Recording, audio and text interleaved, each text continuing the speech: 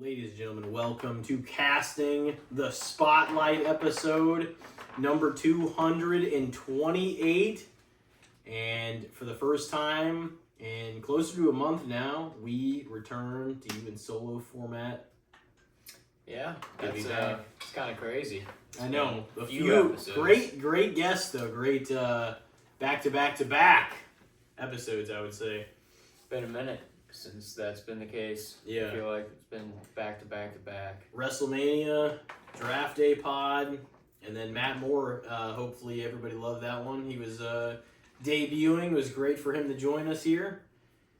And yeah, I mean, new guests up in here. A lot of events going on too with the draft, Yeah. with WrestleMania. A lot of stuff to go over before that. So obviously, the last time that we were on here, we gave each other movies fresh and All Quiet on the Western Front from 2022. Both of the movies same year actually came out. And we will be reviewing those later on when we come back probably from the break. Yeah. And giving each other new films for the movie swap segment.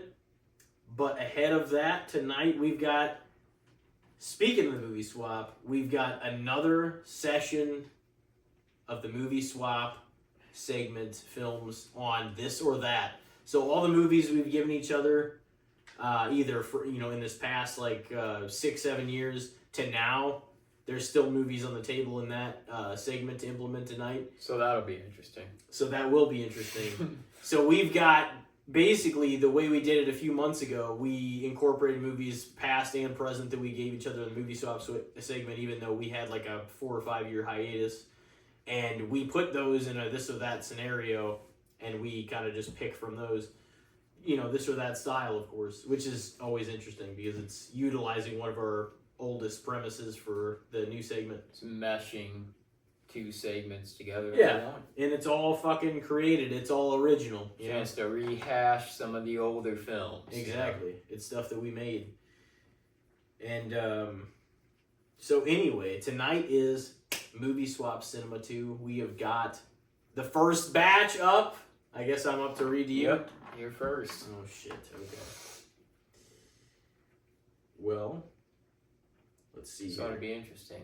It will be. There's a handful on both our lists that it's been years since probably either of us have seen them. So. Oh, yeah. Well, and a few months ago when we did it, there was those films too, but I think we selected movies that we might remember a little better or more for one reason or another, and then we had to come face to face with all these other ones that we may have not incorporated yet, and so paired mixed in with the newer films. So everything besides the movies we gave each other last time that we'll be reviewing tonight will be in here. Yeah. All right, so I had trouble figuring out your main, but I think I came up with it. I had a couple options, 2 or 3 decent ones. But I think tonight, for your main, I am going to select The Fugitive as your measuring stick. So that'll be going up against everything else. Yeah. First up, The Fugitive or a throwback. Would you rather? Yeah, see, it has been a while. It was probably 2019. I'm gonna look up the synopsis. I do remember part of that. It was like a group that got brought to this house. Yeah. Right, and it was basically like they were lured in here under whatever pretense, and then they were kind of forced into this game. Yeah. This fucked up game. That's kind of what I remember of it, though. And you had to make decisions coinciding with the game itself. It couldn't be the one from 2012, right? Was it that one? Yeah, it was that one. Yeah, probably was. Okay. Yeah. Iris and 7 other desperate people become trapped in Shepard's mansion. Shepard forces them to play a sadistic game for a large sum of money, but the dilemmas become increasingly deadly. Yeah, that's basically what I remember. Mm-hmm. Yeah, like I said, there was a few people, I couldn't believe I saw Ricky from the Trailer Park Boys, pop up in this movie. I was like, what the That was one of the first movies we ever gave each other on here. Yeah. Yeah, it was, from what I remember, it was entertaining, but I'm going to lean in favor of The Fugitive, I believe, on that one. just it was like, not that I'm gonna pick The Fugitive even over everything that's on this list or Yeah. anything like that, but like, it is just, it kind of it has that feel of like it's an iconic film Yeah. in cinema history, you know? It's Yeah. got some iconic actors in it, and just, it has the vibe. Like, it feels like that era. Like, those guys in their prime a little bit, you know? Mhm. So, And it holds a lot more of a place. Like I said, I remember Even- Would You Rather, but I Yeah. don't remember it to that And- extent. even recency bias aside, I do think that, because a lot of these will coincide more along the lines of when you saw The Fugitive, you know? Mhm. So even that aside, I think you remember it well enough to be like, okay. Because it's not that low budget movies can't be great, but it wasn't like, you know, standout superb in that sense. Like, it had some stars in it, but you could tell it was kind of like this rough, kind of gritty idea Yeah. with not a huge, you know, but it's like standing next to The Fugitive, in all reality, like for most people, there's no way it's going to be a better movie. You know what I mean? Unless you don't like action movies or whatever. Unless it's you like, just are strictly into horror films. yeah. And you are Yeah. like, you're like the torture porn kind of subgenre. Oh, you yeah. know? So, yeah, it's, I mean, but by and large, because we're film like fans, it just makes sense anyway. Yeah. But next up, we've got The Fugitive or Hustle, the Adam Sandler movie that we had watched.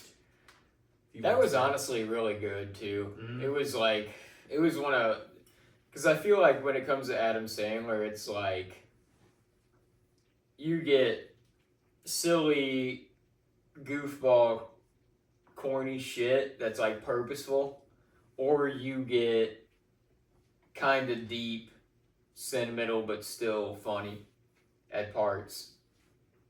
Adam Sandler. It's like one or the other, and that was definitely the latter. You know, that kind of movie. I feel like he's leaned more into that style of movie anyways in his like later years. Feels like when he was younger he made more like silly, just like goofy films, you know? Yeah. And as he got a little older, it like all kind of started with Click. Like I feel like Click was the one where he was like, I'm going to transition into talking about some deep shit in these movies, you know? Because Click, man, like it was still good and it had funny parts, but that movie was like, I think we talked about it with Ricky and Justin on here. Like, it had its deep elements as well. It started shifting a little bit after Anger Management in 2003. Yeah. Also, in like that, you know, those years. But I can see what you're saying. Yeah, Anger Management was like, it still was hilarious, and it was kind of like, because I feel like that was an era too where he kind of did like a few rom-coms. Yeah. Yeah, 50 First Dates was shortly after that. Yeah. Too. But he's been doing I mean, there's an argument that a lot of the movies are rom-coms too, because they've got their romantic element to it. Yeah. I mean, it started that way. Like, The Wedding Singer, Yeah. was a rom-com. Oh, But yeah, anyway. Hustle. Yeah, Hustle. Basketball movie. yeah. No, that was actually like, but 100%. Like, it was deep. I mean, on some level, like, he had, like, there was acting. It wasn't just, like, goofy Adam Sandler or anything. But, I mean, it was still funny, and it was, like, light enough to be, like, good-spirited and also a little gritty and, like, real. You know what I mean? Yeah. So, I don't know. It's I've only watched it 2 times, like with you, and then once before that. But you know, obviously, that against The Fugitive is your decision here. Yeah, it was kind of like Sandler's love letter to basketball in a little way. Yeah. Like, I think I said that even in the review of it. It's just kind of like, because like that was sort of a thing in his lore that everybody knew. It was like, oh, he loves basketball, you know? Yeah. And that was kind of his games all the movie time of still. basketball, you know? I mean, the guy wears basketball shorts all the time. He's ready to go, you know? That's a much closer one in my mind, but Yeah. I'm still going to lean in favor of The Fugitive, I think, by a little bit. That's a tough call. Yeah, Yeah, it's yeah. It's a different kind of movie, but they're both good. Alrighty, well, next up, and I think this was like one of our first of the year that we gave each other this exchange. But it is going to be The Fugitive or 50-50 with Joseph Gordon-Levitt, Seth Rogen, Bryce Dallas Howard. You know. Yeah. What was the other girl? The one Anna Kendrick. Yeah, that's right. Yeah. So, I mean, he's diagnosed with cancer, and he's got, like, his roommate, his girlfriend, who's, you know, not the greatest girlfriend. Yeah. Bryce, man. Yeah. What'd you think about that movie, though, in general? No, it was very well done. One of the only Seth Rogen movies, probably, that you hadn't seen. Yeah. They were, especially of the era. It was like, again, very serious as well. But it was like a drama first and like a comedy second. Yeah. I mean, Seth Rogen's character was like comedic. Yeah. For the most part. He had his elements too. Like later in the movie where it was kind of revealed, it was like, oh, this guy's feeling the same shit everybody else is. He's just the way he is. You know? He had his back though too on the girlfriend thing. Yeah. And like it was whenever he wasn't there and stuff, and he like looked in the bathroom and like saw he was reading the cancer book. It's like that was like a sweet little thing, like to where you're seeing like your friend like cares that much to like actually like go through his own process about it and like learn about how to deal with it, you know?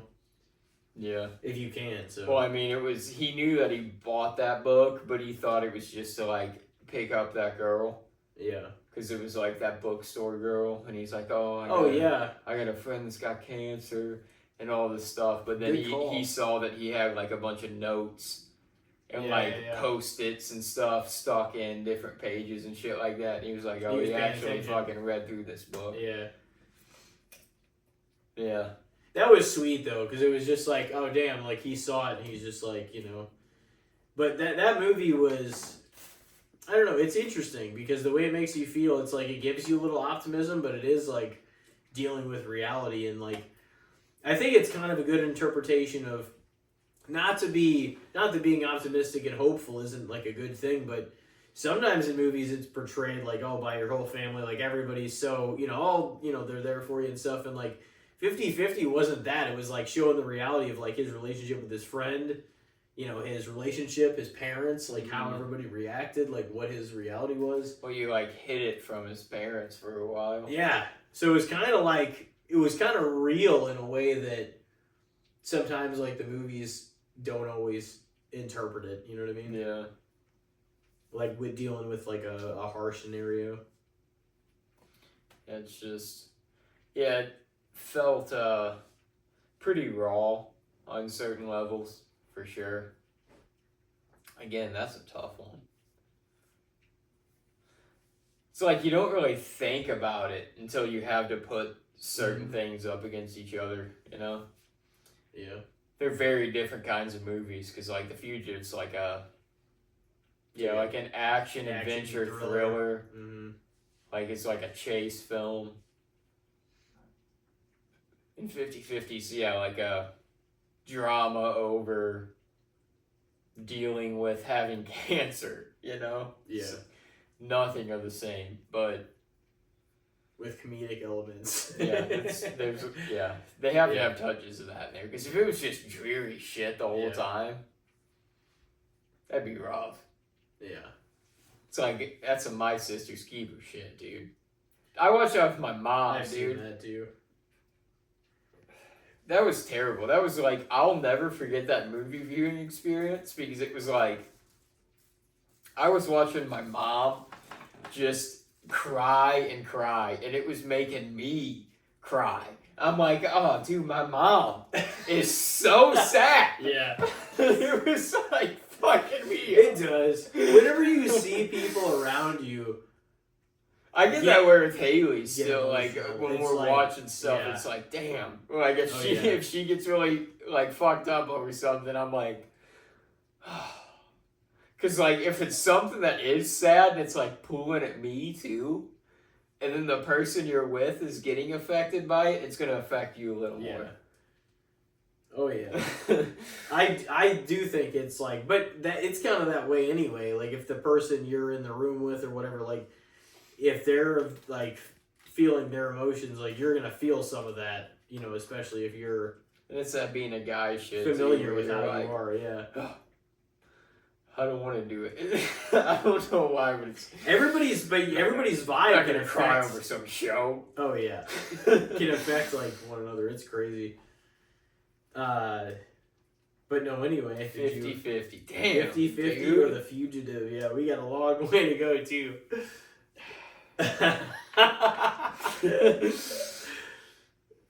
I figured The Fugitive might be a good one to pick because I also didn't know how you were gonna react to any of that over some of the other ones. You know what? I'm gonna give the edge to 50-50, I think, actually. I mean, I think it's a heavier film, but it's like a film that's like, I mean, both of them you could say this for, but it's like, I could kind of show that movie to anybody and everybody would get something out of it. 50-50, you know what I mean? Because it's like, it's got comedic elements, but like, it's heavy and all of the characters feel like real people in a way. And like, the way the situation's handled and how it all plays out, like, yeah, it's, spoiler, I guess, but like, it ends, you know, on a happy enough note, but like, the people portrayed throughout the story are real people. You know, that's like, none of them are perfect. It doesn't give the type of like, and not that optimism isn't like a good thing, but it's like it doesn't give the just pure optimism approach and just everybody's hopeful, or like it doesn't give you, you know what I mean? It actually gives you like people with complex emotions on how to handle a very unfortunate situation, and his relationship around with those him people, you know, are probably more optimistic than he is. Like, he's a very big pessimist for a lot of the film. Remember that one guy that was like, that he would sit with while they were getting their chemo? One day, like, they all bonded, connected, and then he's just like, where's Pete at, or whoever?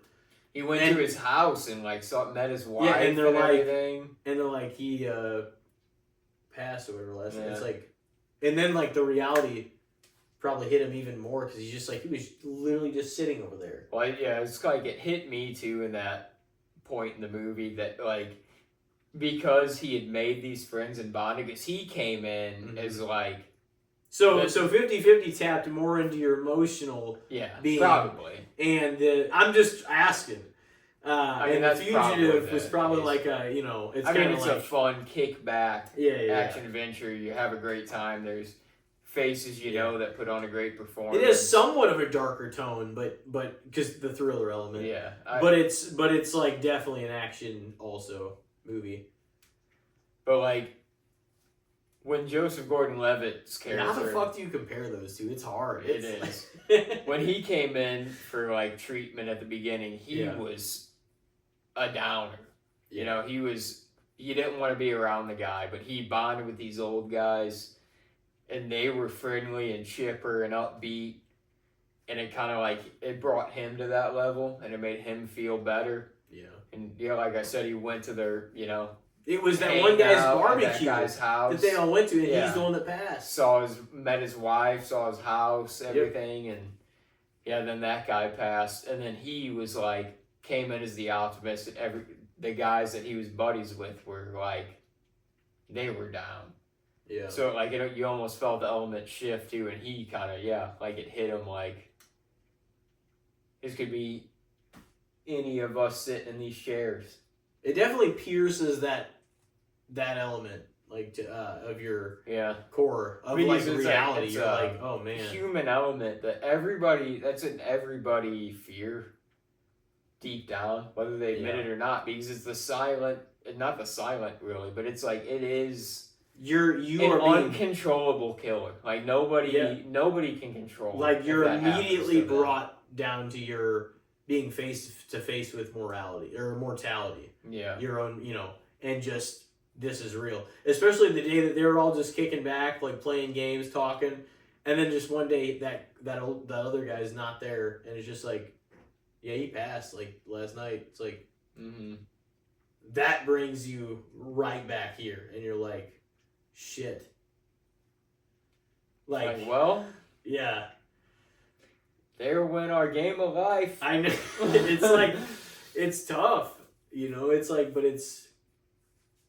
I didn't know how you felt about that movie after. I mean, I knew you got something out of it, but we didn't talk enjoyed it extensively quite a bit. about it after the review. I mean, yeah, it was also like, I like Seth and Joseph Gordon-Levitt too, so they've got good chemistry too. Yeah, them being in something. It's just them in the night before. Yeah. You can't not think of that. Yeah. Yeah. So you said you're going to give it to 50-50? Quit fucking with them, man. You're giving it to 50-50, huh? Yeah. Alrighty. Well, next up, it's 2-1 The Fugitive so far. Next up, we've got The Fugitive, or something we watched right before my birthday, Escapades. Catch Me If You Can. Steven Spielberg. It's kind of interesting. 2002. They're comparable in a way. They're both chase movies. Yeah. Yeah, they're both like Catch one guy following the trail story of another. Yeah. What was his name? Abagnale? Frank Abagnale? Frank Abagnale Jr., yeah. Yeah, that was a fun movie. Mm-hmm. I mean, it was well done. It's Steven Spielberg. It's going to be a well done film, He knows what he's doing. Yeah. But especially like Hanks DiCaprio. Yeah, they're the leads, so. But yeah, it's kind of funny thinking about it because they're vastly different films, even in the way they're presented and shot and everything, but they're both similar kind of movies. It's like the two main characters are on opposite sides of this chase, basically. A little more violence in The Fugitive. Yeah, I mean it's different, but in that aspect, but it's like the premise of the story is very similar. Mm-hmm. And the overall like story of it, it's kind of crazy that Catch Me If You Can is a real story though, because it's like this dude was like not even 18. He was doing this shit. Pulling some sly shit all the time. Yeah. I'm probably gonna lean in favor of The Fugitive again on that one. But yeah, I that's when I was like, man, The Fugitive, that might not be a bad main. I could tell you like later on too, like the other ones that I was considering making it up against, but we'll just roll with that. So right now it is 3-1, The Fugitive. Next up, we have got another throwback. I think the last one. So when we're done with these, man, they're passing off into fucking casting spotlight history. Is going to be The Fugitive or Limitless. Yeah. Honestly, one of Bradley Cooper's best roles of all time. Yeah, he was for sure the main standout lead of the film. Yeah. And like how the medicine and like the hyperactive, you can access 100% of your brain pill like operate. And he was like an author. He was a bit of a schlub, even the first fucking like pill that he had, he was like typing shit and making a story and like he made shit happen and like he's like, I gotta keep doing this shit if I'm gonna be able to access it. Because I can remember anything going down a you've ever similar read. rabbit hole. If I fucking Oh yeah. took one of those pills, I do the same thing. I'd probably fucking write a make sure you be a short-term success and like, okay, well, I'm on this pill. I'm gonna fucking write this story. It's like, I mean, at the end of the day, Yeah. it's terrible to say too, but it's like, and I don't necessarily think this way, but I get the outlook of being like, if I could throw out a few, because like I have things in my head that are like, oh, this could be good, and like I even have like in Google Docs and stuff, I have storyboards of different things, but it's like, if there was like a 1 or 2 or 3, if you got that far, things you threw out that people like really latched onto and they lived the test of time, then it's like, if you die on this drug at 33, your name's gonna live on forever. Regardless. It'd be sick to It's be the able to same way. access 100% of your brain, though. Everything you've ever seen or saw or fucking... And he was kind of, that's what I was saying, he was kind of a schlub a little bit. Yeah. Before he couldn't get shit done.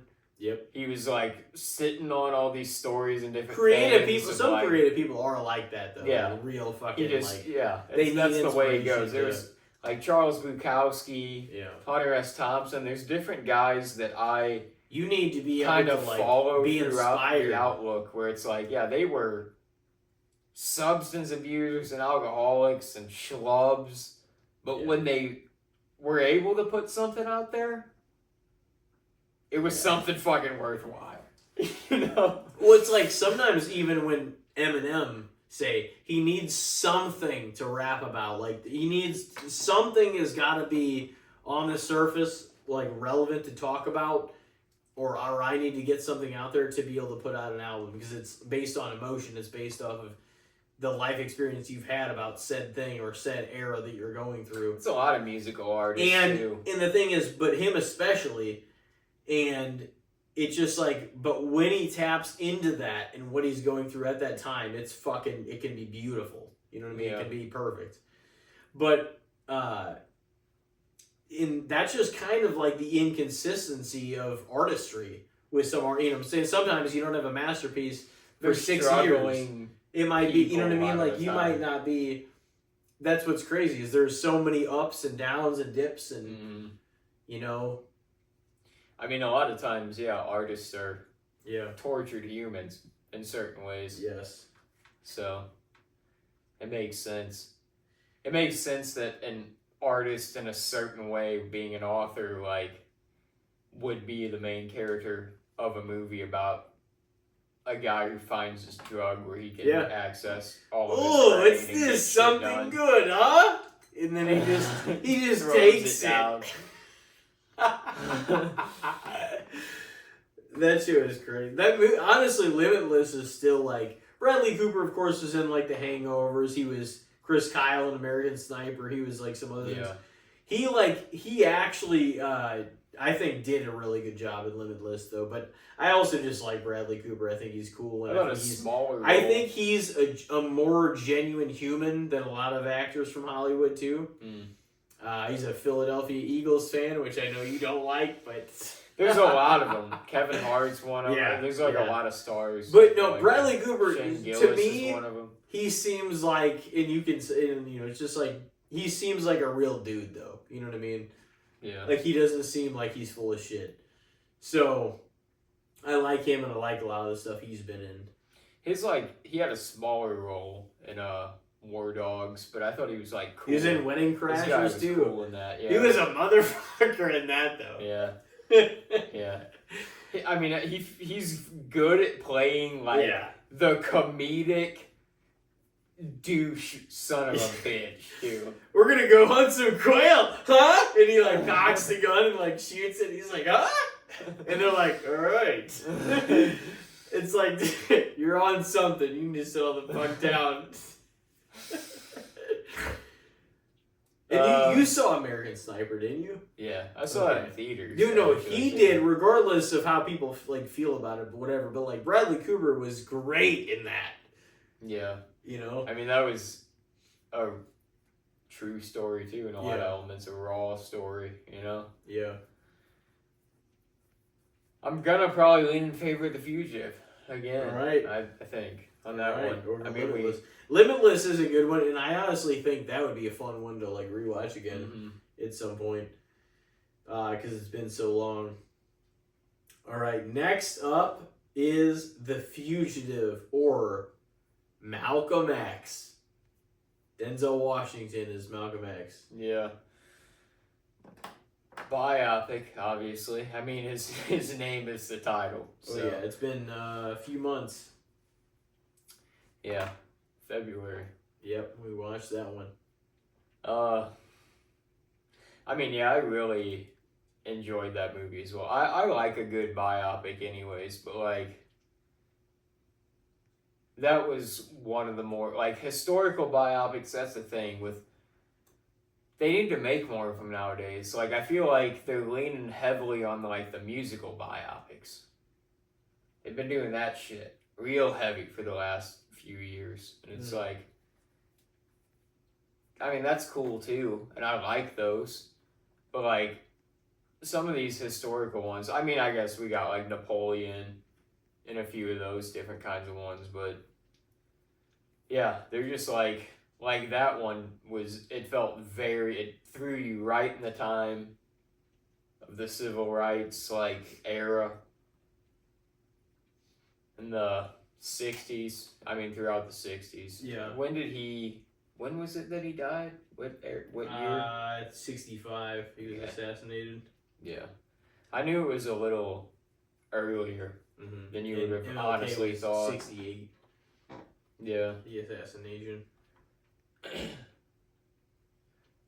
But yeah, I mean, Denzel was like, he did obviously great.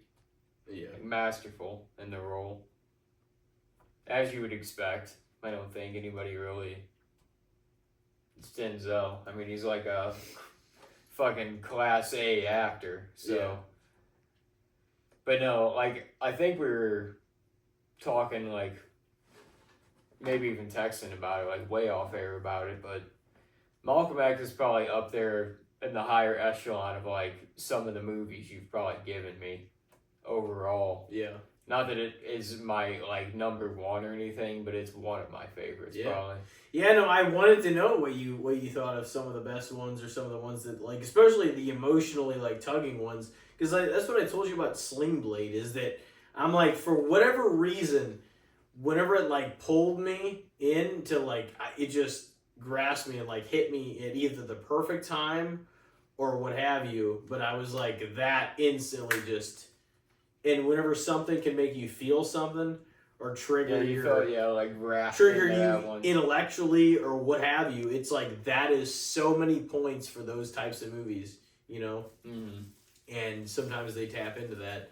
And it's interesting because like we've given each other a ton of stuff at this point and have a lot more to go. But I know whenever we watched that, and even me, that was the first time I had seen it in closer to 9 or so years. And I was like, wow. Because I understand so much more than in 2016, you know? But it's like, I was like, I thought about it the entire next day. Like, what happened to him, why, like, where we were at as a society since then, you know what I mean? And I just couldn't, like, there was so many things that I was just trying to... I mean, my mind naturally resorts to, like, problem solver mode. And I'm trying to understand a solution and the why for things. But... I just thought about it like the entire next day, and I was like, man, like that was a great movie, but it's like the fact that it ended like that, and he knew it was coming, was just insane. Yeah.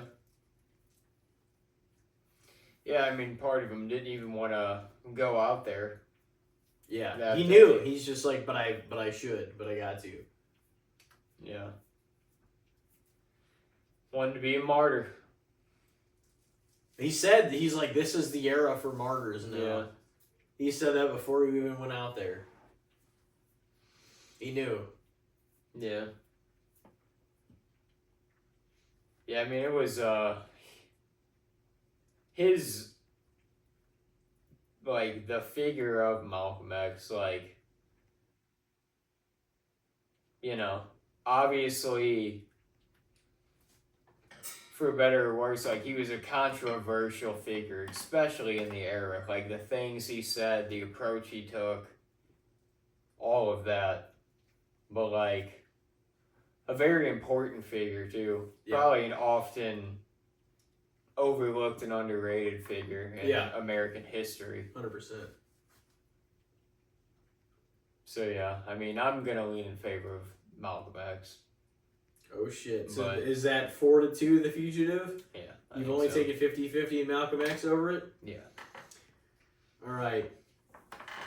Well, next up, we've got The Fugitive or Wrong Turn 2021. The reboot. if I know, you will. like, I feel like since we, like, when we did the review of this, you sounded more sour on it. I mean, I was definitely throwing some usual. shade, but it was also just taking the approach of pointing out things that I didn't like about the film, Yeah. and I don't always do that when we do the reviews of the movies, so it Yeah. sounded more negative. I mean, I didn't hate it. Like I said, there was aspects of it that I did enjoy. Like, I thought the part of the story that sticks in my mind was the, like, criminal punishment they had was, like, the blinding, and they just, like, sliced your eyes. Oh, and yeah. took your vision, basically, and then just put you in this fucking dark field with everybody else that also had their vision took. Yeah. It's or like, a tunnel or whatever. This would be, that would be fucking terrible. Like, just shoot me.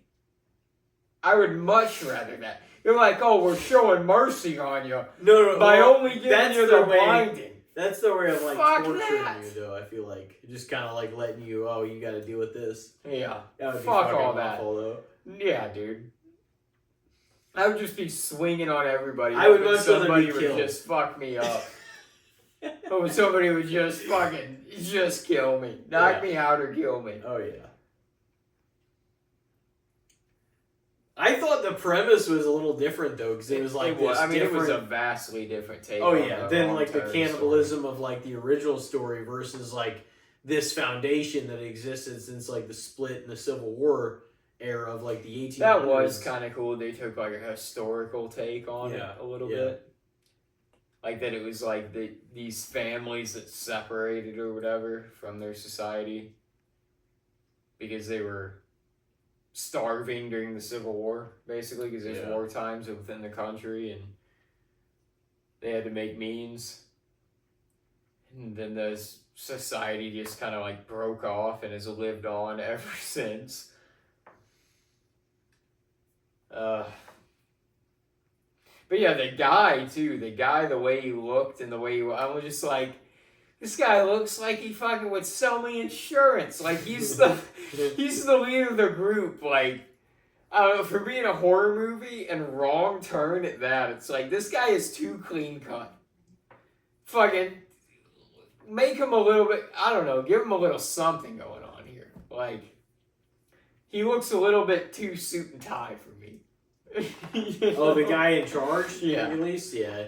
His beard was, like, trimmed and shit. Oh, yeah, he looked all ship-shape, dude.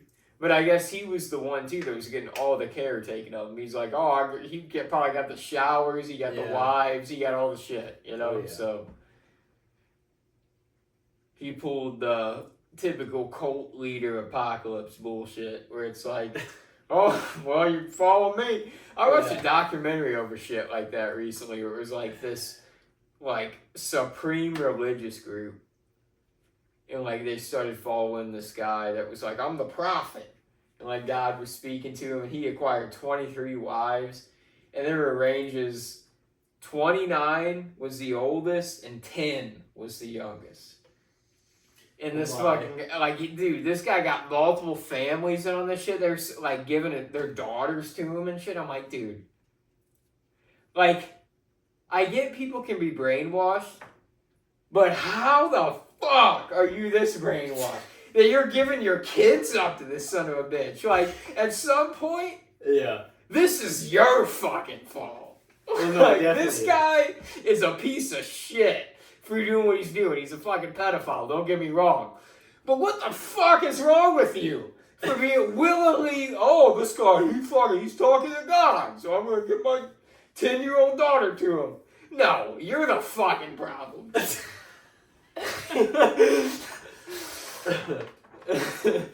Anyways, all that shit, The Fugitive. So what was that one? Wrong Turn. Okay, The Fugitive over Wrong Turn. Yeah. I honestly thought it was a decent reboot. Hey, real quick question. Do you want It to was. take a break? I gotta piss really bad, so do you No, we want to can throw- elaborate we on can throw something, a or do you little want to something. actually pause it?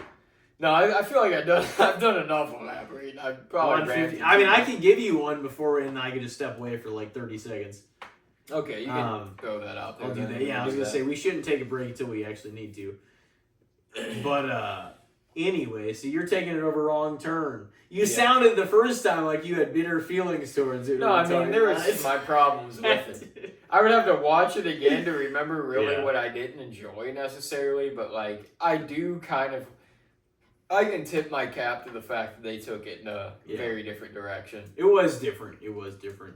I never put it over the first one, but the first one, like, I watched the second one, and I'm like, the second one was, it had Henry Rollins in it, who's been definitely quite No, a I've few heard things. the Wrong Turn series from horror people But- I follow on YouTube.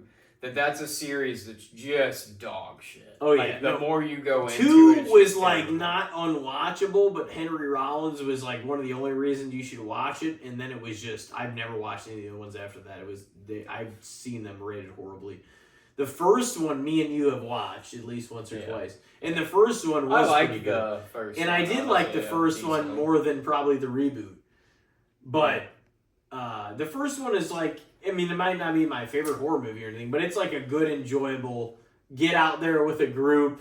Another one of I those kind of like movies. that backwoods hillbilly In a different horror premise, kind of shit though. Cannibals, like Yeah. it was entertaining. Like it was good. I'm gonna another leave take you. on a Texas movie. I'm gonna Texas leave you with Chainsaw. this before I go take a piss. So far, wait a minute. So you've got The Fugitive, right? Yep. And you've only taken it over what 50-50 in Malcolm X. Yep. So is it winning 5-2? Mhm. All right. So I'm gonna go walk away here for a second, but before I do, next up we've got The Fugitive, and I want you to elaborate as best you can remember here. Or Hopefully, well. Nefarious. Yeah, they're vastly different kinds of movies as well. I mean, Nefarious, like, underlyingly was a religious film in certain ways. Like, I didn't really feel that when I watched it, but I'm pretty sure there was like religious studios or something that had backing for that movie or something, but the story itself it was like a serial killer study. Whereas The Fugitive was like a man falsely accused of murder, running from it wasn't the police, but it was the Rangers, whatever they were. Some special ops, the SWAT team, or whatever the fuck.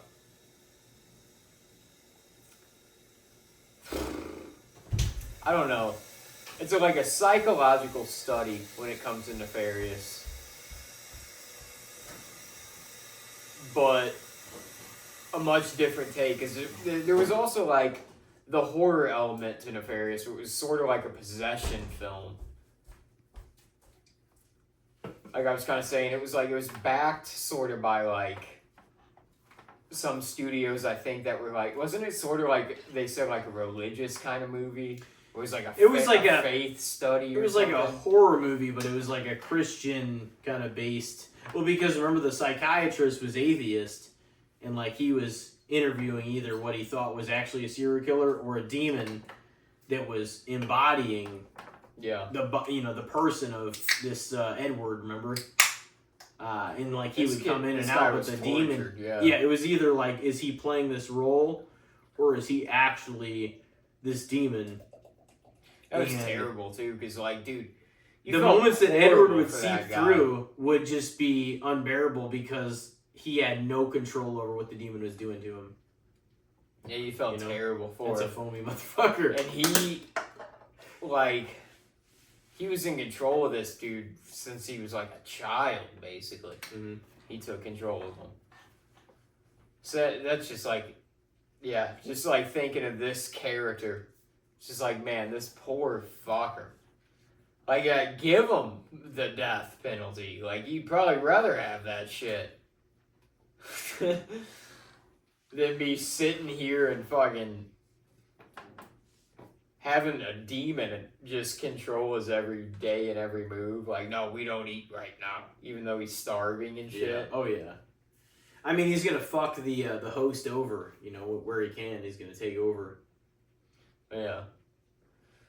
And then he canceled his meal. That was fucked. His last meal, and he's like, "No, I wanted my milkshake," or whatever. He's like getting taken to the chair. It's like, "Oh, come the fuck off." Yeah, I remember you saying on the review, you're like, that was one of the moments that I felt like the worst. Where you're like, "Oh my god." Well, whenever they like brought him into that room where it was like gonna happen, where they're like, "All right, you're awaiting your time. You're like in the holding room." And he's like, "Well, wait, I never got my meal." And they're like, "You refused your meal." And he's like, "Well, I wanted my milkshake." Or you're like, because the demon canceled it. Yeah. Yeah. Yeah, that was a piece of shit move. That was some real demon shit to do. And then at the very end, there was a reveal that the demon was embodying somebody else, and like it left you on that note. It was like, oh man. But yeah, that was a interesting one to give you. That was one of the weeks that we didn't watch them together. I know. Yeah. But like I said, they were vastly different kinds of movies again.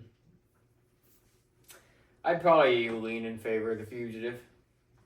All right. Again, I would say, but all right. I mean, Nefarious it's worthwhile. It's worth viewing. The Fugitive is racking up some Vicks, 6-2 at this point. In light of a lot of some of the older movies, but also some of the more recent as well that we've done. But next up is going to be yet another challenge, because it is going to be The Fugitive or Planet of the Apes. I knew it had to pop up at some point. It was going to pop up at some point. Yeah. The penultimate opponent.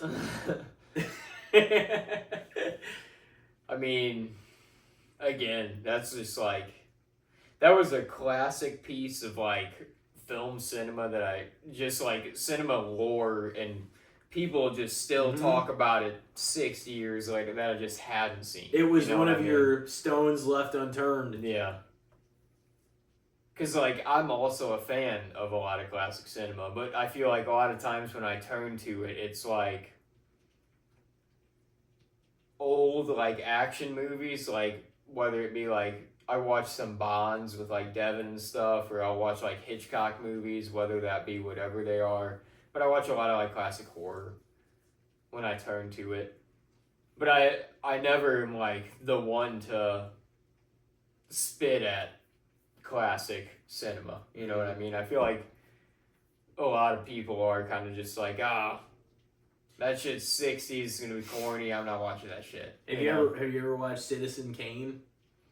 I don't know. That's another one I have. That's supposed to be one of the best movies of all time. They say that, but I don't know if we would actually give that much of a fuck about it or not. I think if you were a film student or a film buff and you like knew the ins and outs of like cinematography and filmography and like how things go down and shot for shot, and I would say me and you do appreciate old film. We do.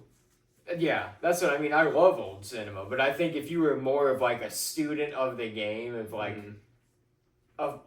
a young indie filmmaker to that level where you studied that kind of shit, you might have that appreciation for Citizen Kane. But just as like a movie viewer that views movies at a deeper level sometimes, and like kind of tries to hold them to a standard based on, you know, relevancy, time period, studio backing, budget, like all these different kinds of things. Instead of just being like, oh, that was good, that was bad, like knowing the ins and outs of cinema, Citizen Kane feels like a film student movie film. Mm-hmm. You know what I mean? Where it's like to really appreciate. Like I've seen 12 Angry Men, and I thought it was good. It was well acted, but it didn't blow me away. But that's another one of those movies that it's like it's hailed in cinema lore as one of the best of all time because it's basically a one shot in one room and just acted. Yeah. You know. But it's the same. It's like older films were like that a lot of times because they were what they were. It's like kind of like plays. They felt like where it's like, oh, they changed the set a little bit, but like there wasn't a lot of location changes because it was this is the set for the movie. Like The Hustler, you could actually see like it being some sort of play in ways. A lot of those like even breaking it even down like that. Psycho, like one of my favorite movies probably, but like it's the same way. Like it's old and it feels like once they get to that motel, that's where the story takes place. Yeah. You know? Well, and it is 100% hinging on like some of the acting of it. You know what I mean? It's not about the sets or like the money and the, you know what I mean? Like it's about the people that are casted selling the story they're the back and forth and the dialogue and the story that's strung along. Yeah. But Planet of the Apes, on the other hand, was one of the older films that kind of was able to take it up another level. Oh, dude, it was and like I a sci-fi still think film that was like now, like it's almost 60 fucking years old. Yeah, that's what I mean. It's like they were able to make it. You felt like even for that era, like it's like sure the apes looked like what they looked like. They wore those people in masks, whatever. But it didn't look bad for the era for one. And it's like if you could dive into the actual story of the film, it transported you to what felt like another world, even in their own way. Even being cinema from 60 years ago, it was able to make you feel like, oh fuck, this is another world thousands of years in the future. Basically, it's like that's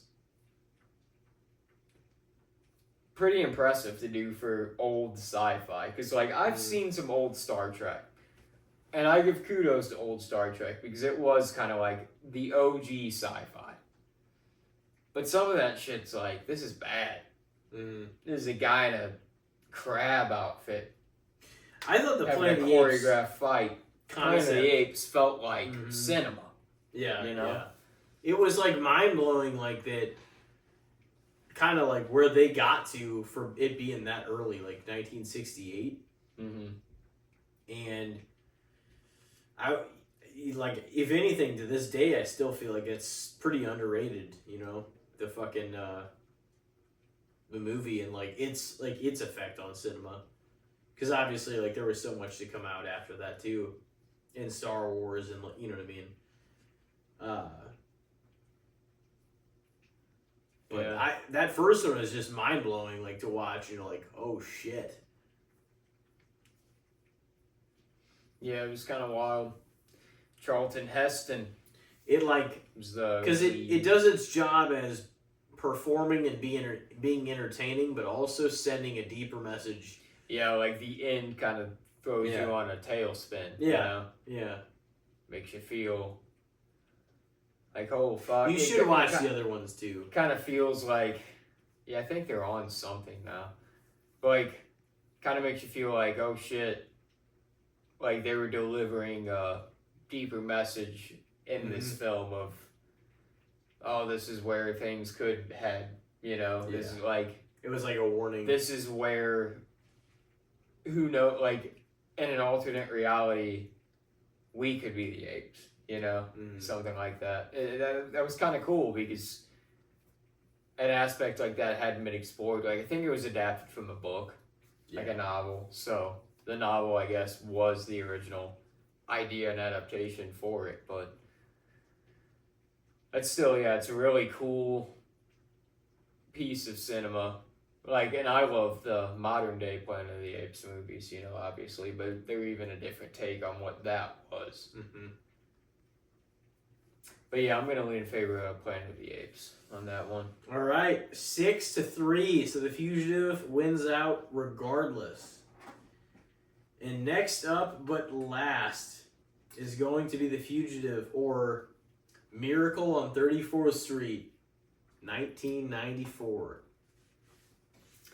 Man, it's tough. Obviously back at Christmas time when we watched that. Yeah. Cause, man, I love a good Christmas movie. And Miracle on 34th Street is like honestly one of my favorite Christmas tales there is, because I love the Santa lore of the holiday, and that's like a truly Santa lore story, basically. It's like just the belief and faith and kind of the spirit of the holiday itself is the belief in Santa, kind of, is the message of the story. I think like the original Miracle on 34th Street from 47, that's like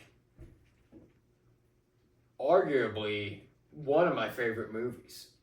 So like the story of Miracle on 34th Street is like up there for me. Yeah. So it's tough because like the 90s one they did take some different directions and different liberties like with the story as well compared to the 40s one, because I mean, it was just a different era of cinema. They were able to do a little more and expand a little more, and 47 years after. Yeah, which is funny because it was 1947 to 94. But yeah, I really enjoyed. Who was it? Attenborough, right? Yeah, I was gonna say it was the guy that did all the nature docs. I'm not even comparing that to the original. I'm just saying, like, I do really love the 94 one, though, because it was so heartfelt and, like, a well-told story, too, Yeah. I just really like the characters in that movie, too. Like, it feels, they're just, like, it's a funny, but, like, very well-told, timeless Christmas tale, because it's like the classic story of the mom that's like, oh, well, I'm gonna let my kid in on everything, Yeah. They're not gonna believe in this shit. And so the kid's like, the girl's really smart and picks up on everything, and she's very perceptive, and she's a great character as well. Like, in both the stories, she's wonderful. But, like, just the interactions between her and Saint Nick, too, are just, like, some of the best children and adult interactions of, like, cinema history. It's because it's, like, the slow and steady pull and belief that he can garner out of her, Yeah. Out of seeing it firsthand of holy shit, this guy's like, in the 40s version, it was like he was able to speak Dutch to a girl that like she was an orphan that just came into America or whatever, and she wanted to see Santa, but they're like, oh, she won't be able to communicate. And then the 90s version, it was a deaf girl, sign language. Like that was like one of the big buying elements of the story. It was like, she was like, the fuck, you can do this? I think I'm going to honestly lean in favor of Miracle on 34th Street. As crazy as that might be. Like I said, the original one is potentially one of my favorite movies. So it's like, it's whatever you think. And the remake is basically that story. I mean, there's different elements as well, but there's the trial, and there's definitely subtle differences for sure. Because, I mean, they have the trial in the 40s one as well, but it's like it's done in a different way, too. All right, so what? 6-4. Fugitive. 6-4 in favor of the Fugitive. All right. All right. Well, that wraps it. You're in the hot seat. Yep. You are up. And yours is actually going to be one of the older movies, but it is. Oh no! It is a movie that you've seen a handful of times. Yeah. One of my favorite, probably modern day directors. One of my cinema crushes starring in the film.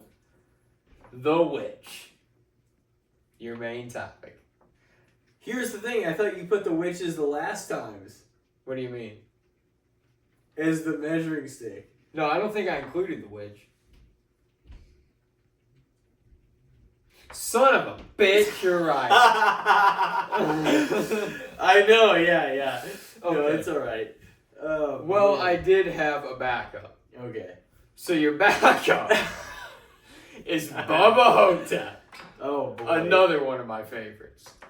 What are your faves? I do, dude. I love Bubba Hotep. I've only seen it the once, but no, I did get enjoyment out of it for sure. Bruce Campbell. Yeah. Masterclass in that movie. Honestly, I feel like he was able to be more like, because I mean, he was an Elvis. He was Elvis in that movie, but like he was like an old geriatric guy that wasn't an old geriatric guy, and like just the comedic chops he was able to throw out there, like the quips and his one-on-one with Ossie Davis and stuff too, like just. He was able to kind of deliver more of Bruce Campbell in that movie. Yeah. So Bubba Hotep. Yeah, I mean, I love Bubba Hotep. You know, I got a Bubba Hotep shirt. Like, I wouldn't get a shirt of shit if I didn't love the shit. I forget who I gave you the week that you gave me that. The Witch? Man, I can't believe that. How did I do that? Like, maybe because you were looking at the last How did I do that? That literally. So what did I mess up? Something in here. Well, we're gonna figure it out along the way. Yeah. So first up, we have The Witch. Not The Witch. We have Bubba Hotep. Or we have The Rum Diary. Another quite old one for you. I know. I don't remember an extensive amount about The Rum Diary. Obviously, it was like Johnny Depp and I don't know who the second or whoever lead after that was. This is crazy, actually, because some crazy lore about this now that everybody can kind of know is that the second lead in that movie, like the female co-star of the film, the kind of like the love interest, was Amber Heard. It was Amber Heard. And that's where they met. Oh, really? Yeah. Okay. And that was like, what, a 2011 or 12? Yeah, when did that come out? Because I remember their whole trial and like his smart ass responses and all that. That was another, where it's Johnny Depp doing a Hunter S. Thompson story. Because the Rum Diary was a Hunter S. Thompson, like, real life event, like Fear and Loathing was. I wish I could remember more about the Rum Diary, honestly. Eisenhower era draws to a close. Journalist Paul Kemp decides he's had enough in New York and takes a job in Puerto Rico. There he becomes obsessed with Chenault, the fiancée of a shady businessman named Sanderson, who wants to turn the island into a capitalist paradise. Recruited by Sanderson to write an article that praises an unsavory deal, Paul must decide if he will use his talents to help Sanderson or to bring him down.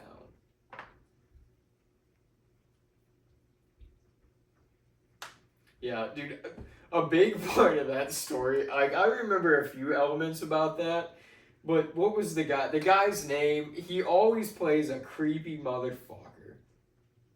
Giovanni Ribisi. The guy that played the dude in Ted. As well. Oh, his name's Giovanni? Yeah. Giovanni Ribisi. Oh, man. This guy. Yeah.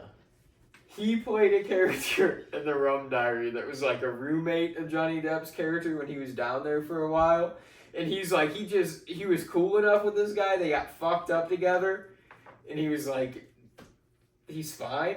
but he was like an off the wall, insane son of a bitch. Like he came home the one scene in the movie, and this guy was just like just butt naked in a chair, fucking smoking a cigarette, listening to like on full blast, listening to Hitler's speeches and shit.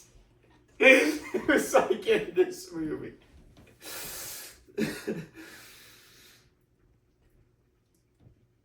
But yeah, Hunter S. Thompson, dude, some of his stories and just like his experience, the same with Charles Bukowski, like if you read, like they take liberties obviously when telling stories about like their characters somewhat within the story, but it's also real life events because it's like shit that they did or experienced that they just incorporate into this character that they live in their novel form, basically. That's like Dr. Gonzo was Hunter S. Thompson's like novel form of his character. Like that was his novel character of himself, basically. And Charles Bukowski was the same. And they were both just like, Hunter S. Thompson was more drugs, and Charles Bukowski was more alcohol. Mm-hmm. But they were both just like, lived some experiences that you're like, Jesus Christ, I would never want to do this firsthand. Yeah. But reading about this is fucking crazy.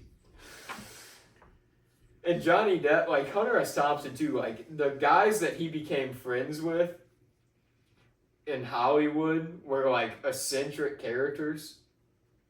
And they were guys that I all like. And I'm like, I'd probably want to be friends with these guys. And it's just hilarious that Hunter S. Thompson like bonded with, because it was like Johnny Depp became a friend of his, Jack Nicholson was a buddy of his, Bill Murray was a friend of his. It was like those guys. All these people you like, yeah. That's tough, man. Just like, it's been so long. Like, that's why I said, before we even started on air, and we were talking about like the older movies that are still left off of here, it's tough for them because it has been a while since you've seen them. You know what I mean? Yeah. And you made Bubba Hotep the main? Yep. Yeah, that's tough. I am kind of remembering some of the Rum Diaries. So what did I leave off of this list, man? You didn't leave anything off. Because we have a perfect 11, like minus. I know, but I put the witch on my list. Oh shit! You gotta figure it out live time.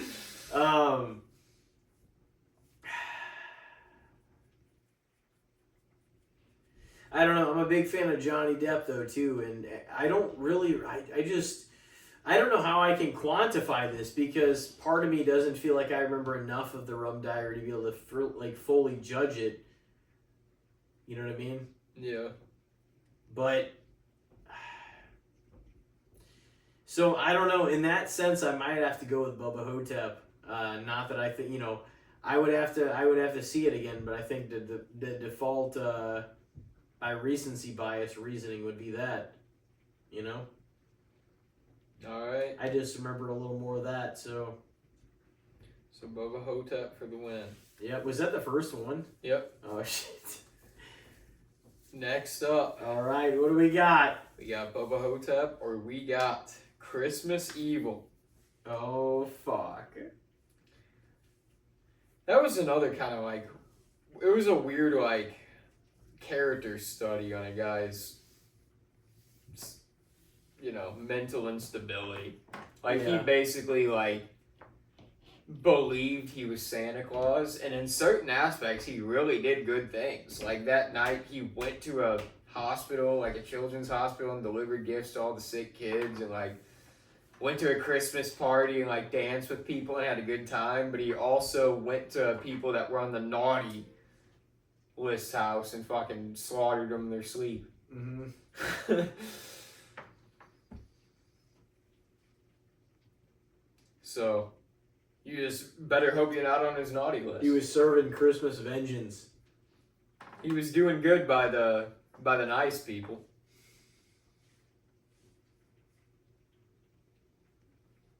But yeah. Yeah, that was it. Like, honestly, I feel like Christmas Evil is like kind of an overlooked film because it was pretty pretty early in the like aspect of slashers too. I was surprised it was slasher. it was like 1980, right? Yeah. I was surprised it was that early.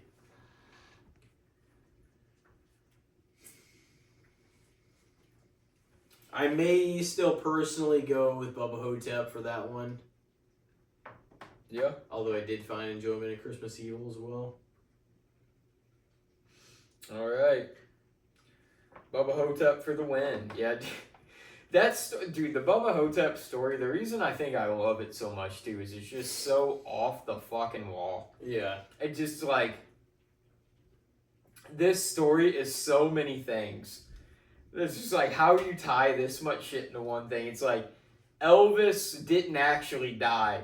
It was a pill-popping impersonator that he hired to take his life because he was tired of being famous, because he didn't have any real friends or any real people that loved him, and he was tired of that life.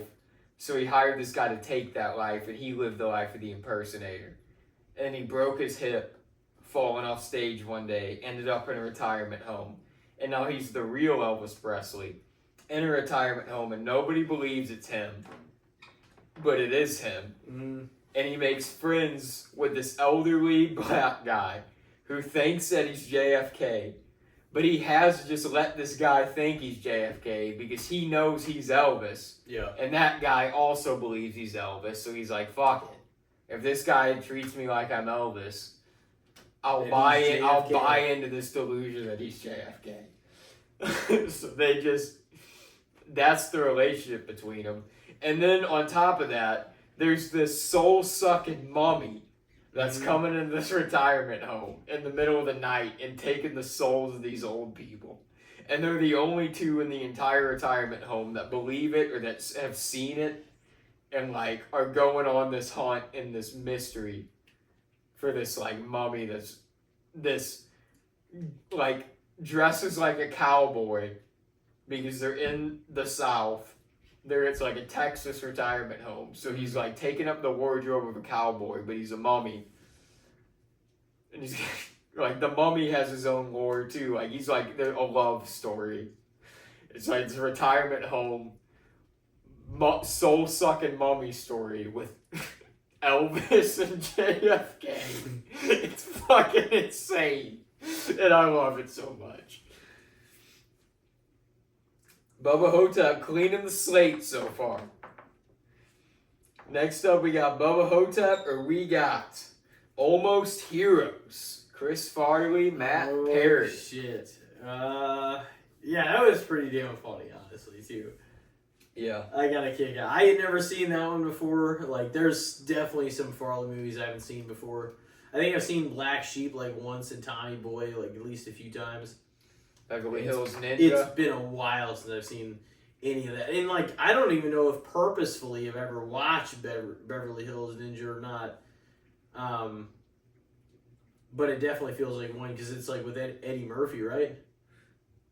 Beverly Hills Ninja. Or is it him? No, he's Beverly Hills Cop. Oh. No way. Who the fuck else is in that than Farley then? He's like the lead in that, I think. I was gonna say, maybe I need to watch that then. Yeah, who else is in that? Is there anybody of note in that movie? So, Chris Rock's in it. Okay. Yeah.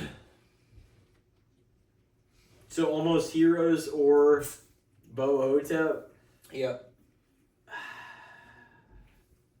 I might give the edge to Almost Heroes by a little bit. Almost Heroes. Yeah, I think so. Like, I think I remember a little more about it too.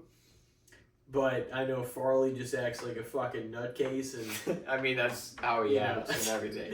And David Spade, yeah, it's like they were in some. It's him and Matthew Perry. Yeah, I was gonna say it's not him and David Spade though. It's him and Matthew Perry. Which I even said when we did that review. It's like it's kind of crazy because they both kind of died tragically from drug-related things, and they were like the leads of that movie, like fully. They were basically the shoulders of that movie. Yeah. No, that was good. That was funny. I got a kick out of it. I'll give it the edge by a little bit here. All right. So 1 on the board is 2-1. Bubba Hotep. Next we got Bubba Hotep or The Perfection. That's an old one too. Oh. I mean, yeah, that was probably the first year we were doing That this was shit. probably like 2019, yeah. I think it was 2019. It was probably around horror season 2019. Troubled musical prodigy Charlotte returns to a prestigious musical school to find star pupil Lizzie has taken her place, and the pair embark down a sinister path. I do remember certain elements of that though, and like the fucking shattering and like just the, Yeah. you know, that whole thing. I'd probably take Bubba Hotep a little bit over that, yeah. Knock out another one of the old school. No, like those, it's crazy, isn't it? Like reviewing some of these like in recent times versus some of the old ones. Yeah. I mean, some of these we haven't seen in a long time. I know. It's kind of wild. So Bubba Hotep for the win on that. Yep. Yeah, that was kind of a cool movie though, because it was like Mhm. it was a different take. It was like a classically trained like musical prodigy. It was like a musical horror movie, kind Yeah. of like that Black Swan movie was. Except Yeah, it was like I feel like The it was Perfection ballet horror. was better than fucking the Black Swan movie. It's I like, did yeah. not like the Black Swan movie that much, to be honest. Black Swan was like ballet, and Perfection was like orchestra, Yeah. basically. All right, so Bubba Hotep up 3-1. Next up, we got Bubba Hotep, or we got Cowboys and Aliens. One of the recents.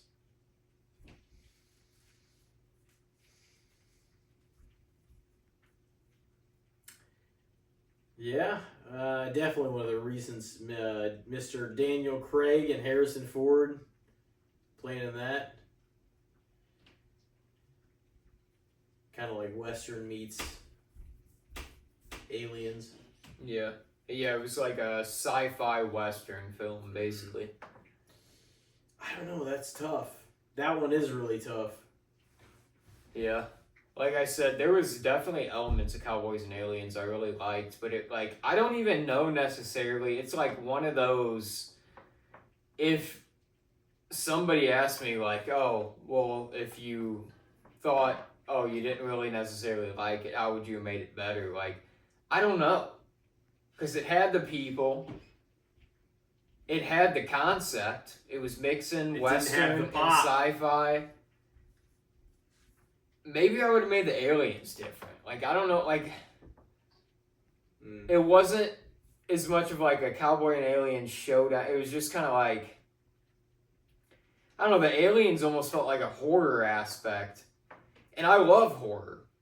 But this is the time where I want the aliens to feel full on like a sci-fi aspect. Because I want the, you know, the gun duels, like all this type of shit. And they almost felt more like the little hands reaching out of the body and shit like that. Like it was like, they almost felt like horror creatures more than sci-fi creatures. And I'm like, this is the time where they should fully feel like sci-fi. Like give them the laser guns and like all this type of shit. This is Cowboys and Aliens. This is Western versus sci-fi. Do that. Because, yeah, it had all the ingredients there to be something pretty damn cool. And, I mean, it wasn't bad. No.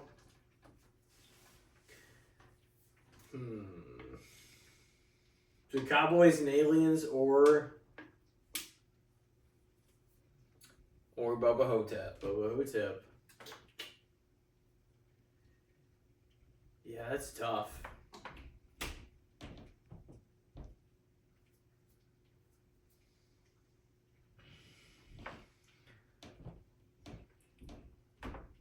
I might have to see the list on your phone too, because I seriously, I've been scrubbing these lists. I think there's something I must have not put on mine that I'm leaving out of my list entirely. Didn't I name it off air? Or no, did you put it in there? No, yeah, that's what I thought it was, but I threw it in there. Now I'm looking at the list, so I'm like, is it this one? No, it's not that one. And all the recent ones I have, it's in here. Okay. Damn, Cowboys and Aliens or Bubba Hotep?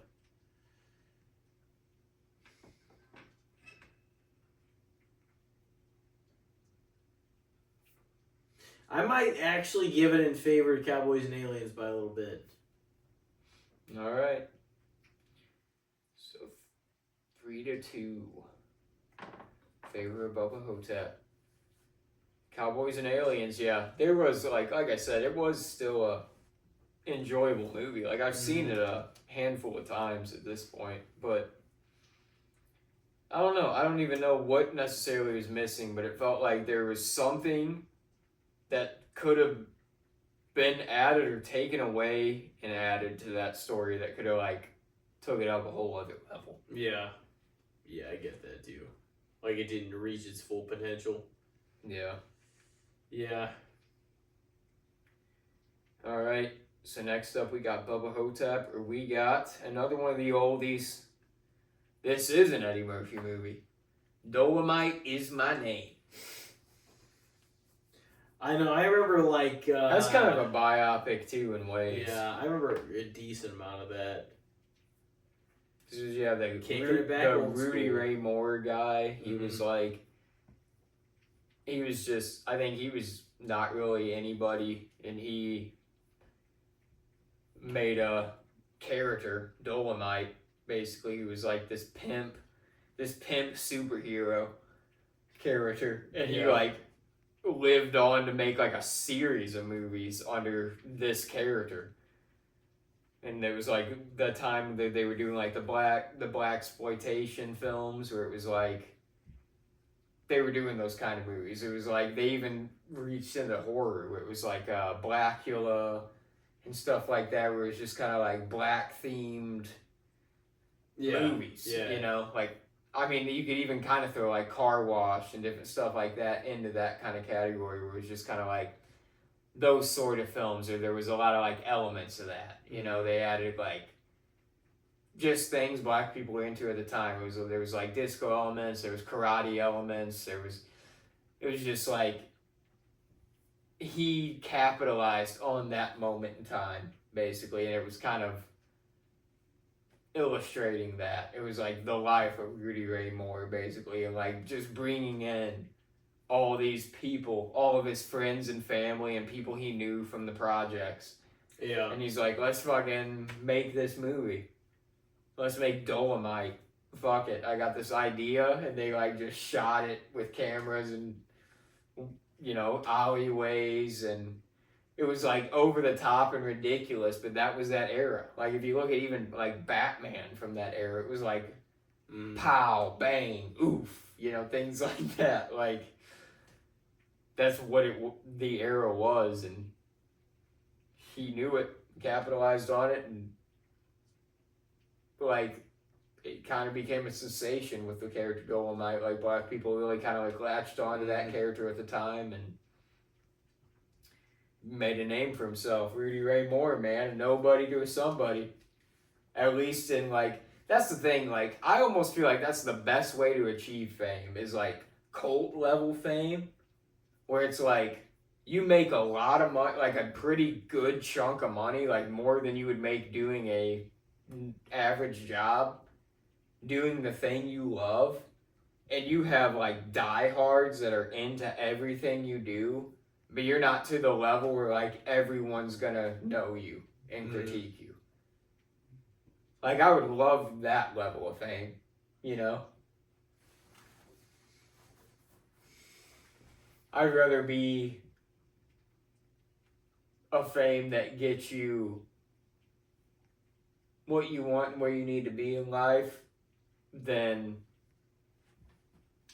over that, you know, being a Leo or a Brad Pitt, where it's like, oh, you got cameras following you everywhere you go and everything you do. Fuck that.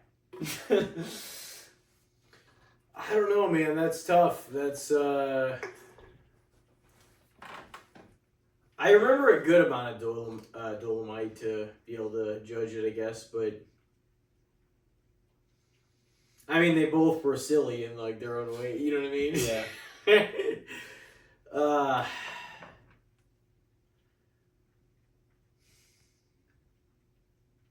I might actually give it to Dolomite by a little bit, maybe. I don't know, based on what I remember. But I do. That's tough, man. That's comparing like drastically different things too. You know. Yeah. It's almost like a newer movie that I saw a while ago versus an older movie that I saw more recently. You know? So what one did you give it to? I said Dolomite. I think Dolomite? by a little bit. Yeah. I don't know. That's a tough. Yeah. Especially not having seen the one in over 6 years. It was probably not one of the last. It was probably one of the last ones we gave each other before the hiatus, if I had to guess. Yeah. Probably. See, you're still trying to figure out which one you. Yeah, we're probably gonna have to come to that at number 10. We're just gonna have to run through the list. We'll try to figure it out. All right, next up we got Bubba Hotep. So it's 3-3, I believe. Yeah. And you took Almost Heroes, Cowboys and Aliens, and Dolomite. So next up we got Bubba Hotep, or we got Rear Window. I think I'm probably gonna give it to Rear Window, honestly, because that was pretty. It was a pretty interesting like concept, especially for the time. Yeah. And I know what's his name. Hitchcock, man. Well, Hitchcock. What's James Stewart. Jimmy Stewart. Yeah, Jimmy Stewart. Yeah, I think the It's a Wonderful Life guy. Dude, no, he like.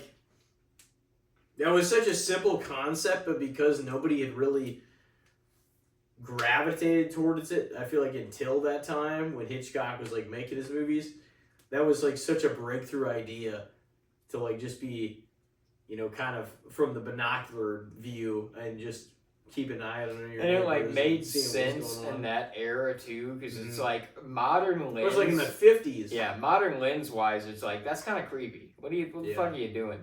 But like. Then it's like, not everybody had TVs. Nobody's even thinking it's about like, it. what are you doing all day if you're just stuck in the house with a broken leg? Mm-hmm. This guy's always, his life is living life through his neighbors, basically. He's just like, oh, what are they up to all day? He's just like looking out the window at him. And he thinks, oh shit, maybe I witnessed a murder out my, by peeking on people. Yeah. Basically. But yeah, it was definitely like Jimmy Stewart was in a handful of his movies because he was in that one, he was in Vertigo, and he was in Rope. I think those are the only three, or those are the three. Like Vertigo and Rear Window were probably like the biggest of his that he was in because they were like some of his biggest movies. But it's kind of funny because like he was probably one of the actors of the time, and Hitchcock was like one of the directors of the time. But it's kind of funny too because like if you look at Hitchcock movies, and I think I even said this before as a Hitchcock fan, it's like every artist, especially like directors, like they're just weird eccentric folk, especially like when you look back at the eras of film and different things and stuff like that. And like I think Hitchcock is not like, there's different things about him that you hear in the modern era where you're like, oh, that's a little fucked up and a little weird. But it's like you kind of just, I mean, what am I gonna do now? Like as a film fan and a horror fan and stuff, like I really like Hitchcock. I hold him in a very high regard. You know what I mean? But it's like Rear Window, because there's been like a weird controversy kind of surrounding Hitchcock forever that he was sort of like he was a peeper. That's what people say, like that he kind of was that was like one of his weird I don't even know what you want to call it, but like one of his weird Kinks. predilections. Like he would like, yeah, you just like peek on people and shit. Like I don't even Popping the old eye out. yeah, he peek through little fucking holes and shit. But if you look at his films, it's in a lot of shit. Yeah. Like Rear Window, Yes. it's a major basis of that movie. Yeah. It's him like peeking on his neighbors and shit. And like Psycho even, like Norman Bates, one of his big things is like he had the peephole into room 1. And he would like put people into room 1 if it was open because he'd want to fucking watch them. And he'd like just slide the little fucking wall open and like look through the little hole and shit. And it's like, it's kind of weird when you look back through his filmography because you're like, yeah, in a lot of his thrillers, there's like elements of fucking somebody peeping on somebody and shit. Oh yeah. It doesn't mean his ideas weren't breakthrough as fuck. No, I mean, yeah, as a filmmaker, he had some, like, even speaking of Vertigo and stuff, like, some of the stuff he did, like, with the camera and stuff in that movie, like, they kind of poke at it in That 70s Show whenever, you know, when Eric's doing the, and he's, like, spinning in the circle and stuff, but, like, that had never been done in film, like, showing dizziness and vertigo. Like he was the first one to like spin the camera and like show spiraling and shit. Like he introduced that to film basically. So like yeah, he was definitely a breakthrough filmmaker, but like any artist, he was a fucking weirdo. You know? Yeah. He's human. I guess every human has at least something that makes them a weirdo. Some of them, I mean, I'm not even saying like it's not okay to be a peeper. I'm not like saying it's like, oh yeah, it's fine to do that. But it's like, at the same time, at least it wasn't worse. You know? So Rear Window probably for the win. Yep. For you on that one. I think so. All right, so that makes it 4-3, I believe. Next up, we have Bubba Hotep, or we have The Monuments Men. I might give that one to The Monuments Men actually by a little bit. I thought that was a pretty interesting like historical piece of like documentation on how they saved like the artistry during the war that you wouldn't have really thought about. Yeah. You know what I mean? Underlyingly, at least. Yeah. Because you don't think about the things that were spared during war. Like, a lot of times you just think of, like, okay, like, who won and who was defeated and who, you know what I mean? It's kind of one of those untold war stories where it's like, they weren't the guys out there, you know, on the front lines shooting their rifles off, like, but they had their own sort of mission and their own like reason for being out there that you don't really think about. Yeah. You know? Yeah. It's like, oh man, if it wasn't for these guys, fuck, maybe some of these art pieces might have been lost forever. And I know, that's not something you would have thought about, and then like the movie makes you think of that. Because I think we gave each other that one and Catch Me If You Can around the same time, right? It was like probably the same week. Yeah, so that kind of opened up another perspective of it, and it's just like, that's really indicative of like the history, because like if you save the art, like that's even before the time. Like you could blow up a country, but like if you... They had a quote or two in there, I'm sure, about it, where it's like, then it's like really like they didn't exist. If you get rid of like the artistry and like their history. Yeah, it was kind of like Matt Damon's character's argument is it's like, oh, well, it's bad enough that you wipe out a civilization of people, but if you wipe out like all their art in whatever form that may be, then it's like this generation of people were never around and never existed. You know, at least if that's around, it's like there's something of them and their experience and their era, you know? Yeah, that was kind of like, I think that movie kind of got shit on in ways too by people. Like, I don't know necessarily what, again, it almost felt like it probably could have been better, and I'm not even saying it was bad, but it felt like that it could have been, because it was like the story that it was, like the literal historical story of what the Monuments Men were, and the just absolute all-star cast that was in that movie. There's probably high expectations. It was like who? John Goodman, Bill Murray. Yeah, Matt Damon, George Clooney. Yep. Yeah, there was a lot of like big names in that movie. Kate Blanchett was like the girl, I think. Yeah, it was a good movie though, for sure. Yeah, Clooney, Damon, Murray, Blanchett. Oh yeah, no, I feel secure in that answer. The Monuments Men over Bubba Hotep, I think, for me. At least upon the first viewing, you know. Alright. Shitting on my movie here, man. Bubba Hotep. These are all your movies. But I mean, like, it got some of licks. these, I mean, yeah, it did. Some of these, I mean, it's like, I mean, I'm sure we can both say the same for both, where it's like, we give each other movies, and sometimes it's like, oh, this is an interesting movie to toss at the other one, see what they think about it. And some of the movies, it's like, I really enjoyed this one. What do you think of this? Yeah. You know what I mean? Yeah. Well, and it's interesting, too, because... But Bubba Hotep's also, like, I was kind of explaining earlier in the segment, it's an entirely different movie of its own. Yeah. It's like an off-the-wall horror comedy. So I get it. And it definitely what is it, 4-4 right now? It's 5-3. Or I think, yeah. It's only 1-3? Yeah. Oh, shit. Well. Beat the Rum Diary, The Perfection, and Christmas Evil. See, that's not too bad.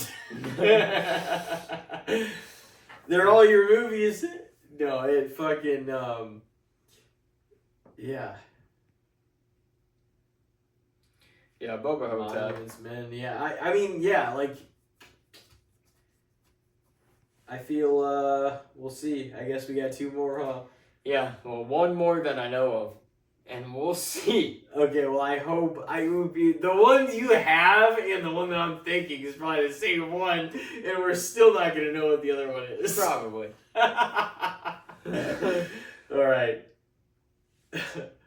All right. Last but not least, at least for what I know, It's not last. it's Bubba Hotep or 310 to Yeah, that's the one that I thought. Well, I don't know. You might not like this, or you might, but I think I'm going to go with 310 to Yuma. No, I mean, I figured you might kind of lean that. They're, again, vastly different kinds of movies, but Russell Crowe and Christian Bale, I think, give, like, stellar performances in 310 to Yuma.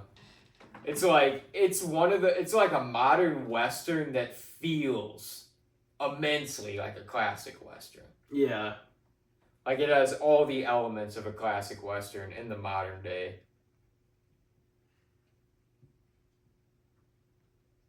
So this will be, it'll be kind of funny once we get to the one. Oh, do you want to know what your other one is? Sure. Well, answer for this one, and then we can throw Okay. You're going to hate yourself for getting So you said 310 to Yuma.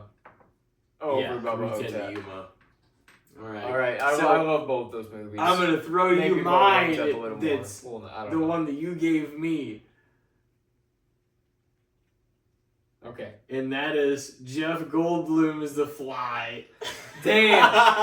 Yeah, again, another movie I love. I don't know. I guess I just didn't put that on my list. Yeah, you might not have. We'll have to clear that up during the intermission here. So yeah, it's The Fly, and I know you love Bubba Hotep, but I think I'm gonna have to say The Fly, to be honest. Like, I think that's I also think that may have been one of the movies that I watched that either I was like dozing towards the end or whatever, and I'm like, I feel like I definitely need. What, Bubba Hotep? Yeah. But I mean, there's like a couple of them that I'm like, I could probably use. I think a that's fresh another rewatch. one we didn't watch together. Are you sure? I think we didn't watch that one together.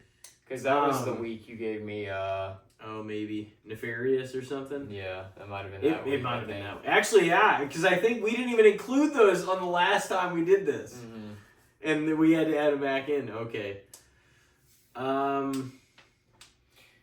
I think I'm gonna go with that though. Yeah. I think that's Goldblum, and I really did enjoy Goldblum as that a character movie. Yeah, it's very well good. done. It was good.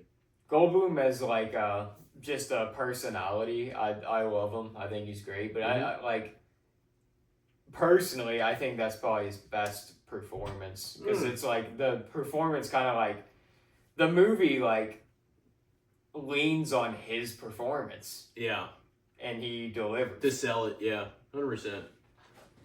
No, I would agree, and like he's like a weird. I mean, I've he's seen like him a in weird, wacky, eccentric guy. So it like makes so much sense that he would play this like weird, isolated scientist, fucking dude. You know? I would. That was honestly perfect. How I could pull it up and figure it out. I was like, that was nice. nice. I'm glad that didn't take longer. Well, I mean, I'm glad that my fucking iPhone notes were sunk to my phone so that it actually was updated. No, I really did enjoy, and like it kind of creeps you out in a way, but it also like it definitely was sold on Goldblum's performance in a lot of ways too, and I don't know and I feel like it made you cringe in the parts that you should have, and not that I didn't enjoy Bubba Hotep because like I could rewatch it again or like even if we watched it or whatever, but and I'm sure I would get a kick out of it. But The Fly definitely had, I feel like, a more everlasting effect on me as per one viewing. You know what I mean? Yeah. And having to look at it through that lens. It was, like such it was really well done. Such a tragedy. Because it was like, he was a sweet, lovable guy in the beginning. Like, he was quirky and weird and odd, but he was like a sweet, lovable, ironically wouldn't hurt a fly kind of guy, and then as the fly kind of started taking something as small as a fly just getting got stuck in that his little fucking pod with him, and it like he morphed his DNA with the fly, and like as he slowly merged it with him, he like lost more and more of his humanity and just didn't give a fuck, No, but he just like became like creature-esque. Drag people into his house, like make them fucking go through the thing, make him become a fly. He wanted to reproduce. Yeah, they're both again vastly different. They're both like wacky horror films, but The Fly leans more the sci-fi tragedy element, and Bubba Hotep's like a creature feature comedy. Yeah, that sounds close, yeah. That scene in Bubba Hotep, though, like, I don't know, like, I'll think of it randomly sometimes. That fight was absurd. Still laugh. Oh, yeah, the ending climax fight was great, too, but that scene when Ossie Davis's character, like, he's taking a poop in the freaking bathroom, like, the public bathroom, and he, like, sees hieroglyphs like etched, like scratched into the stall, and he's like, oh, because they're like on the mystery of what the fuck's going on here, and he like goes and grabs Elvis, like Bruce Campbell's character. He's like, you gotta go down here and see this man, and he like drags him down there to look at it, and he's like, look at this, and he's like mind blown by it, but Bruce Campbell's character just doesn't pick up on it immediately, and he's like, this is it, man. He's like, you drug me out of bed and all the way down here to look at little scratchings on the shithouse wall? It's just like, I'll think of that line in my head. Little scratchings on the shithouse wall. But The Fly, yeah, man. To this day, like, And Cronenberg, I think, is like a sci-fi horror master. But I think that's still, to me personally, like my favorite of his movies. Mm. And probably my favorite Goldblum performance as well. Like, I hold The Fly in pretty high regard, though. Yeah, it was good. So it's kind of cool he had to get to show you that one. Bubba Hotep is soundly defeated 7-3. Yep. And then the Fugitive wins out 6-4. Yes. And I think it is time for a good old-fashioned break here. Yeah, we went pretty in-depth. We did. We went really in-depth. And it is, whenever we pick back up, it will be time for the movie reviews, or the movie swap segment of Fresh and All Quiet on the Western Front from 2022. And we will give each other new films as well as some good, the bad, the shits topics. Stay with us. We will see you in a moment. Ladies and gentlemen, we are back with Casting the Spotlight episode number 228. And it is now time for the movie review portion of our episode. And obviously, very recently was Fresh and All Quiet on the Western Front. Yeah. And I think it's time to do those reviews, give each other the next movie swaps. Yes. And I mean, since it's been leading the theme tonight, I guess we might as well start with Fresh. Yeah. And yeah, we watched that one first as well. Yep, so. We did. Makes sense. So, man, that was kind of talked about it off air. It was like when you think of like cannibalism in horror films, you have a certain thought in your head just right off the bat when you think somebody just says, "Oh, cannibal in a horror film." You think, okay, this is gonna be some burly motherfucker, backwoods probably. Like that's just usually how it goes. Because of Texas Chainsaw, that started that shit, you know what I mean?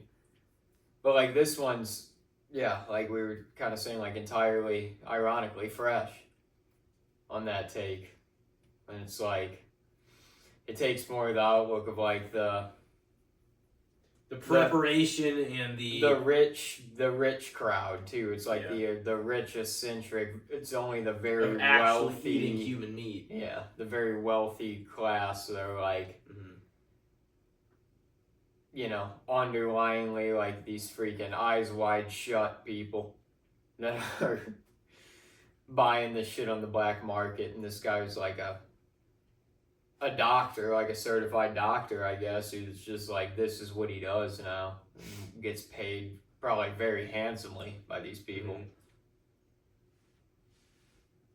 But yeah, it's kind of crazy too, because the movie itself was like, they played such a comedic element to the story itself too. It was like, this was very easily a story that could have taken a tone that was very dark. It's like this guy lures women in, captures them, like keeps them captive at this house in the middle of nowhere, and slowly takes parts of them off. But it was kind of like he was presented almost more like this like wacky mad scientist type character in ways, than he was like a crazy psychopathic son of a bitch. I mean, that's really what he was, but like his character, you didn't mind spending time with him because he was bearable, because he was presented more like a wacky mad scientist. And it was even revealed that like his wife was probably the recipient of having to give something up. She was one in order to stay alive. Yeah. And that's crazy too, because she was like the last line of defense towards the end, as we saw too. Even in death, like after Sebastian Stan's character, like Steve or Brendan, as he said, "No, my name is Brendan." "No, my name is Brendan." Yeah. Was said, "It's always been Brendan." She's like, "But you go by Steve sometimes." And then she "No, it's always been Brendan." And then she calls like the number that's was in her friend's number. Yeah. Yeah, and then he's got the phone. Fucking wild. I really did think whenever I was like, man, that was actually pretty fucking good. I had a lot more hits than misses in the 2025 horror season. Like at least the tryout era of like the August, September, like, oh, let's see like what this is all about kind of time, you know? And so when I incorporated that, I was like, oh man, like this is definitely like the like list I made last year. Like that was one of them, and I had always kind of seen that advertised, but I never really checked it out, and like I had known Sebastian Stan as like the Winter Soldier and like Bucky and like fucking the Captain America stuff, you know what I mean, and like the Avengers movies, and he had played some other roles too, but like I had never really seen him in a role like that where he like really showcased his acting like chops, but he was like funny and like interesting and like it was twisted. Yeah, it was. Yeah, he was, and I was like, he really got to show, and I think he really can act. And like I said too, is like Mark Hamill said, if you ever want to do like a young Luke, because like they match up their actual natural faces at the time too, and there's like a lot of similarities in like the facial structure, and they would actually, look pretty close to Mark Hamill's face at the time.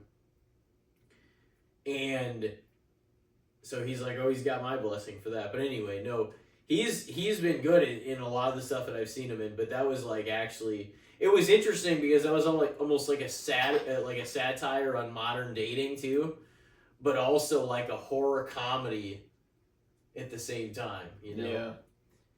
And yeah, because it was kind of like at the very end of the movie too, whenever they kind of like got out of the situation and he was taken care of, and that they're like earlier in the film, really before she met this guy and fell for him initially anyways, and he seemed like it was like kind of this like breath of fresh air that he was initially, like she was in this dating hell and this guy was just like this like funny, attractive, chill dude she met at a grocery store, you know what I mean?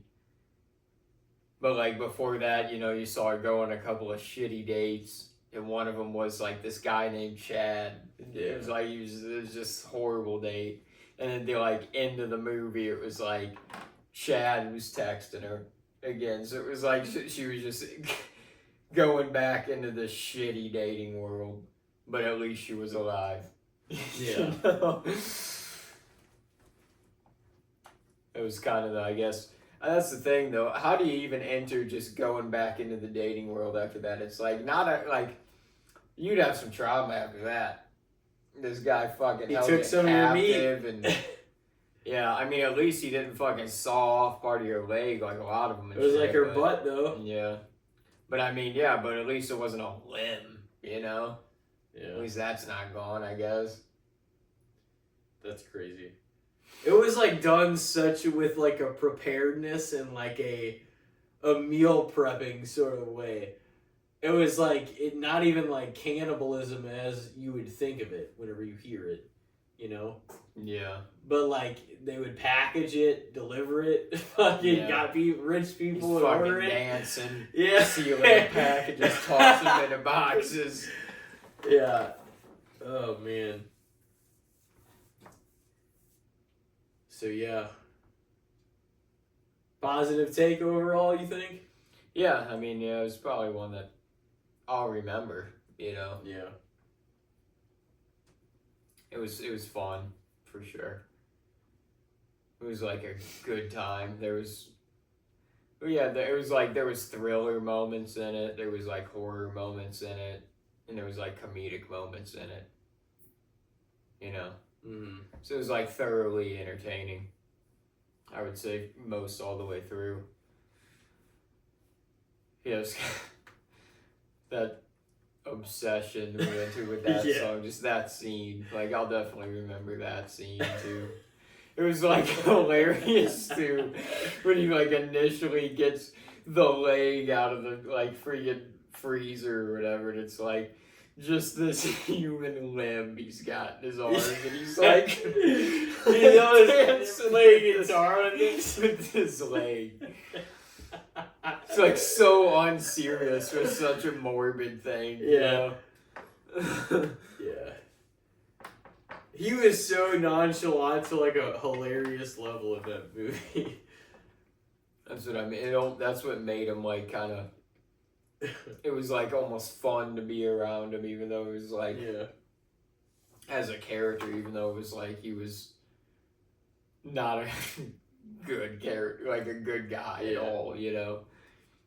And his like terrible quips too, like he had this horrible like dad jokes about like the joy or hope it was, and he's like, kind of pretty ironic, honestly, you know. And then they're like, and then she made the joke. She's like, "Oh, I thought it'd be like a better name, like something like Joy or something." And he's like, "Ah!" Like laughing. He loves if you played into his like, you know, things that please him like that. Yeah, he was getting into her though. That was the thing. Noah. She was reeling him in. Like it. She probably could have been the next, you know, what was her name? Anna? Who? Noah. Was the girl in his Fresh? wife's name? Oh, yeah. Was Anna. Oh yeah, I think so. She probably could have been the next her. But like the way it all went down ended up being better. Yeah. Well, and she got to save her friend, and then you never even really saw the other friend again. It's like, oh. Well, Penny? She saved Penny though. Okay, yeah. And then you didn't see her after a while, but because they went and like grabbed her too. Fresh. Yeah, that was like a late September watch the last year, but I was like, I'd always thought about seeing it and watching it, so I was like, okay, I'll throw it on. The original movie. And opposite of that, we had All Quiet on the Western Front from 2022. Yeah. As well. Yeah, that was, I remember, like, watching that one the first time, even kind of thinking, like, damn, this is kind of like a dark, bleak look at this shit. But it was really interesting because it was, like, a German-made film. From a young German boy's point of view. So it was like, that was kind of interesting too, because and they didn't necessarily, it wasn't even like at all glorifying the Germans or like their role within the war or anything like that. It was just kind of like showing the horrors of what it was. It was like, all these young men like lied about their age to get in because they were so gung-ho from the propaganda that they were bought into this war and the excitement behind it, and they got out there and it was just absolute hell. It was. And that was basically the story of the film, was like this. Because that kid was like, the main kid was like, what, like 16 or 17. He lied about his age to like get in because all his friends were doing it. Like, didn't they all go in 1917? It was close to the end of the war, because it was like, remember the last battle that he was in when he ended up dying was like the end of the war. Basically, like the very end. The war ended. Seconds later, they're like, it's his over. Death, basically. That was fucked, dude. That was motherfucked. I did not think that was gonna happen. No, dude, the battles, like the stuff in the trenches, just blew my mind. I was like, I mean, the cinematography was great, but it was beautiful. How it was just like going through like the trenches and showing you like the fucking brutality that was happening in there. And then, like, the tanks rolling over the bodies was fucked. I was like, Jesus. The part that always sticks with me is, like, the dudes just flamethrowing everybody in the trench. That's fucking dude. That made me, I was like, oh, man. Like, thinking about, I'm like, yeah, you didn't think about that aspect. Like, what if a band of motherfuckers got close enough to the trench with flamethrowers that they could just wipe out a whole fucking platoon in the trench. Like, just wild. It sounds fucked up, but that's why, like, Fresh, it was almost like a little lighter than All Quiet on the Western Front. As fucked up as that is, because, like, it had, like, a comedic, it's like, there was none of that with this, like, German, made film. It's like, but I agree with that. It had no, like, with what you said about it having no, like, glorification of, like, the German point of view or whatever, but it was just kind of telling the story, and, like, of all eras, too, it was the World War One perspective instead of World War II or anything else, which is common. And yeah, I had never seen it, and I was like, holy shit, like, I was, like, wrapped in already, like, I wanted to see what was going to happen, but then, like, once it started going and getting into the battles, I was just like, you couldn't take your eyes off it, but this shit was, like, fucking brutal. Yeah, I mean, if you really think about it, too, like, that was the thing, is after World War One is whenever, like, a lot more war crimes were implemented to be, like, a part of, hey, no, you can't do this. Because World War One was the first war that a lot of these countries fought, including us, on, like, a major scale, yeah, like, since, for us, the Civil War, basically. So it was, like, so much had advanced in weaponry at that point in time that, like, the amount of brutality and that shit that people encountered and faced had never, ever been seen before. And, like, even medics, like, that, I've read stuff about that before, that, like, medics didn't even know how to treat this shit because, like, they'd never had to. Yeah. It's like, how the fuck do we treat somebody that's got flamethrower burns or, like, some shit? It's like, you never had to do this. Yeah. So yeah, it's just kind of, I think, yeah, that's one of the most, like, absolute raw looks at World War It I. absolutely was.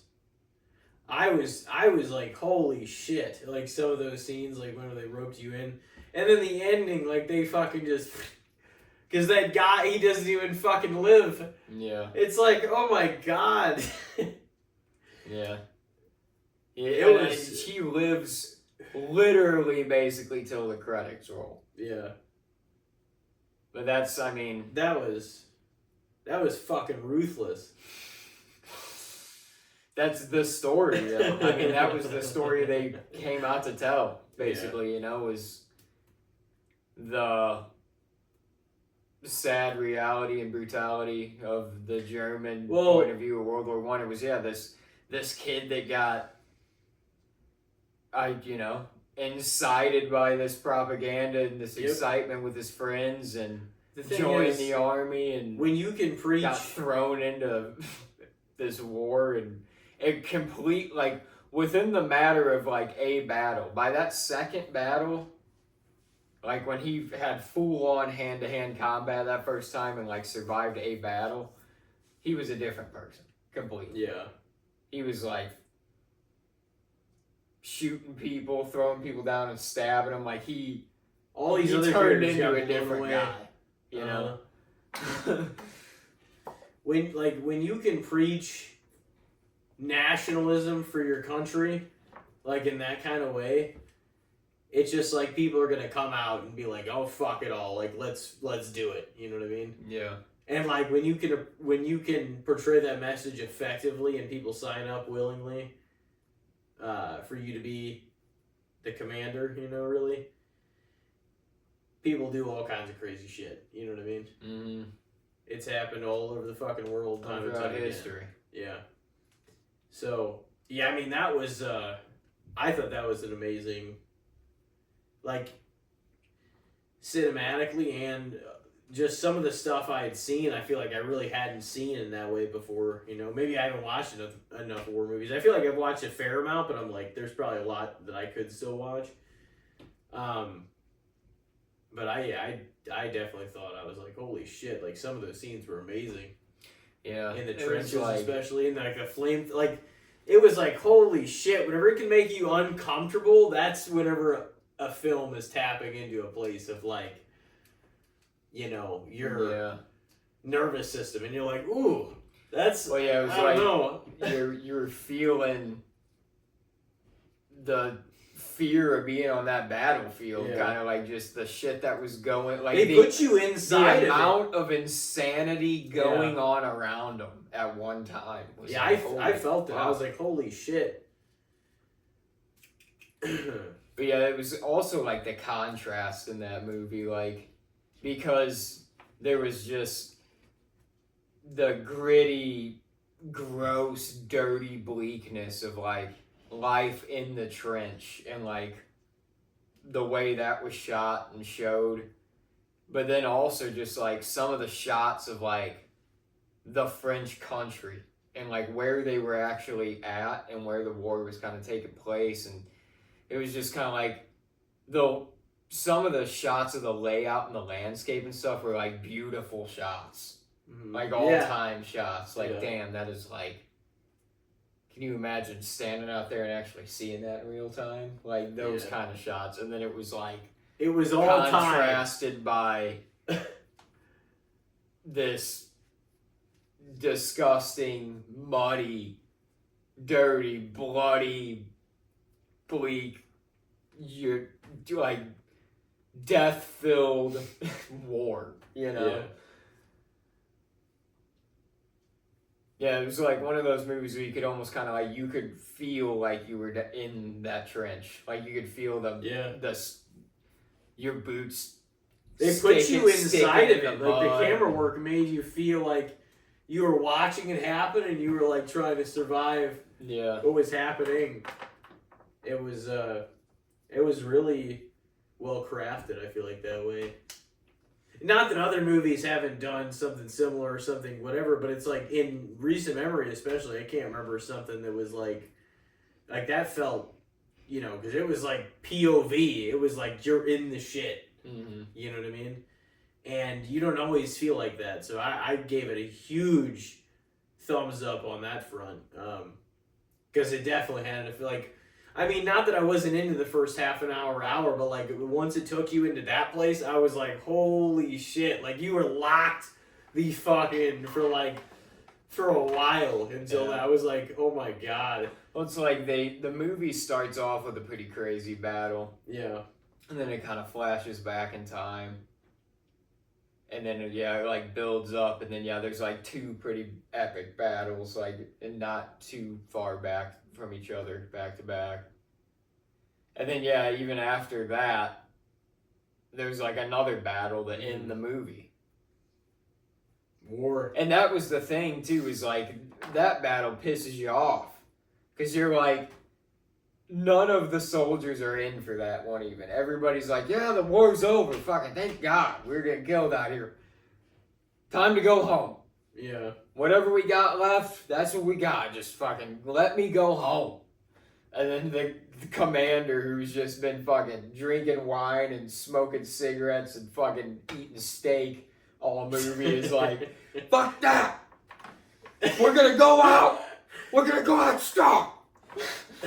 One more big attack. And like fucking gets everybody else killed. It's like, there was no point in that because everybody knew the war was over. Oh yeah, you can tell it was just like recklessness. Yeah. By that point.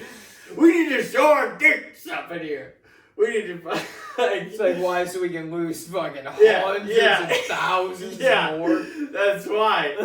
He's just like, why, to fucking act like you're a prideful motherfucker, and like in reality, you're not doing it's shit. Only gonna cause death. Yeah. You're up here fucking eating potatoes and drinking red wine. It's easy to say when you're not actually on the fucking battlefield. Wow. So a couple of good ones though. It was. That was a strong week for sure. So I guess it's time to give each other the next ones here. Yeah. About that time. All right. You want to go first? You want me to? You got your phone. Why not? Yeah. Throw it out there. Well, this is one that I watched like with semi-recently, it's been, I guess, a handful of months at this point, but have you ever seen the movie Heathers? Nope, not that I can remember. Alright, well, it's starring Winona Ryder and Christian Slater, and it's like a late 80s film, and it's like a high school teen film, kind of. It is. I mean, that's what it is at the forefront of it, but it's like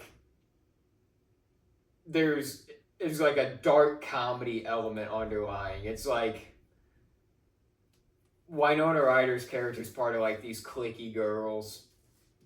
They're like the really popular girls in school. And Christian Slater's like this rebel outcast. And she like falls for him. And they kind of get this Bonnie and Clyde thing going on. Where they're like getting into trouble and doing bad shit, kind of. And one thing leads to another, and some people end up dead, and that's all I'll tell you. You'll have to watch it. But yeah, it's like You'll have to watch. It's like a teen. It's like a high school teen like rom-com crime kind of film. It's fun though. Okay. No, I mean it sounds interesting. 1980. Would you say 9? 1988. Heathers.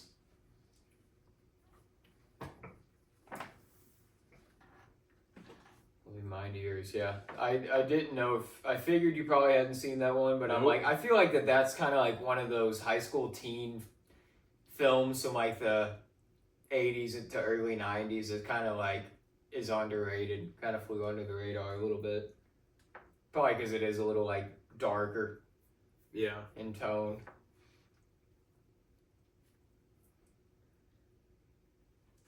All right, what do you got for me? All right. Well, I had it between a few, and I think I just decided what I was going to go with. Once again, some of these upcoming ones are ones I've only seen once, but I was very impressed with, loved, liked, or elements of in some way or another, of course. That's why I'm going to throw it on this segment here. But I think it's finally time here for you. We were talking about Christopher Nolan on the phone the other day, master filmmaker. So we're going to throw out Oppenheimer. I've only seen it one time. I saw it in theaters, actually, with my grandpa and Linda and, I think her, granddaughter. But on here it says, Oppenheimer is a biographical thriller directed by Christopher Nolan, starring Cillian Murphy as physicist J. Robert Oppenheimer, who led the Manhattan Project to develop the first atomic bomb during World War II. And I've seen real interviews with that guy. Oh yeah. Based on the book American Prometheus, the film explores Oppenheimer's career, his role in the bomb's creation, and his subsequent security hearing, featuring an ensemble cast including Emily Blunt, Matt Damon, and Robert Downey Jr. It was a major critical and commercial success, winning numerous awards. And there was just it was put up for a bunch of Academy Awards. Yeah. Before I start butchering the words here. But no, anyway, on here, I've only seen it once. It came out as another July release for Mr. Christopher Nolan, and I remember it just being fucking fantastic. But it is a long movie. It's like a 3-hour movie. But I mean, it was done really well, and there's just a number of people that are of note that are in it, and I think it tells a good story about a forewarning of the future, and Albert Einstein's in it for a little while too. Mm-hmm. And whenever we developed that in the 1940s. Yeah. So it's definitely a worthwhile watch. It's gonna be an epic for us to fucking kind of go back through, and it's kind of crazy because I feel like since I've only watched it once, it'll definitely be brand new in a way when we do watch it. Yeah, I've obviously heard a lot about it. Kyle would be proud right now. The talk, all about he it loves when it. It was out. So yeah, it'll be interesting to check it out. So yeah, I mean, it is one of those movies that's probably worth checking out. I remember everybody talking about it. So wasn't that long ago. at this point. Time flies, but I know that wasn't that long ago. It's almost been 3 years since it came out. That's 3? crazy. Yeah. I thought it was like 2 It was almost. It was July 2023. I thought it was 24. Fuck.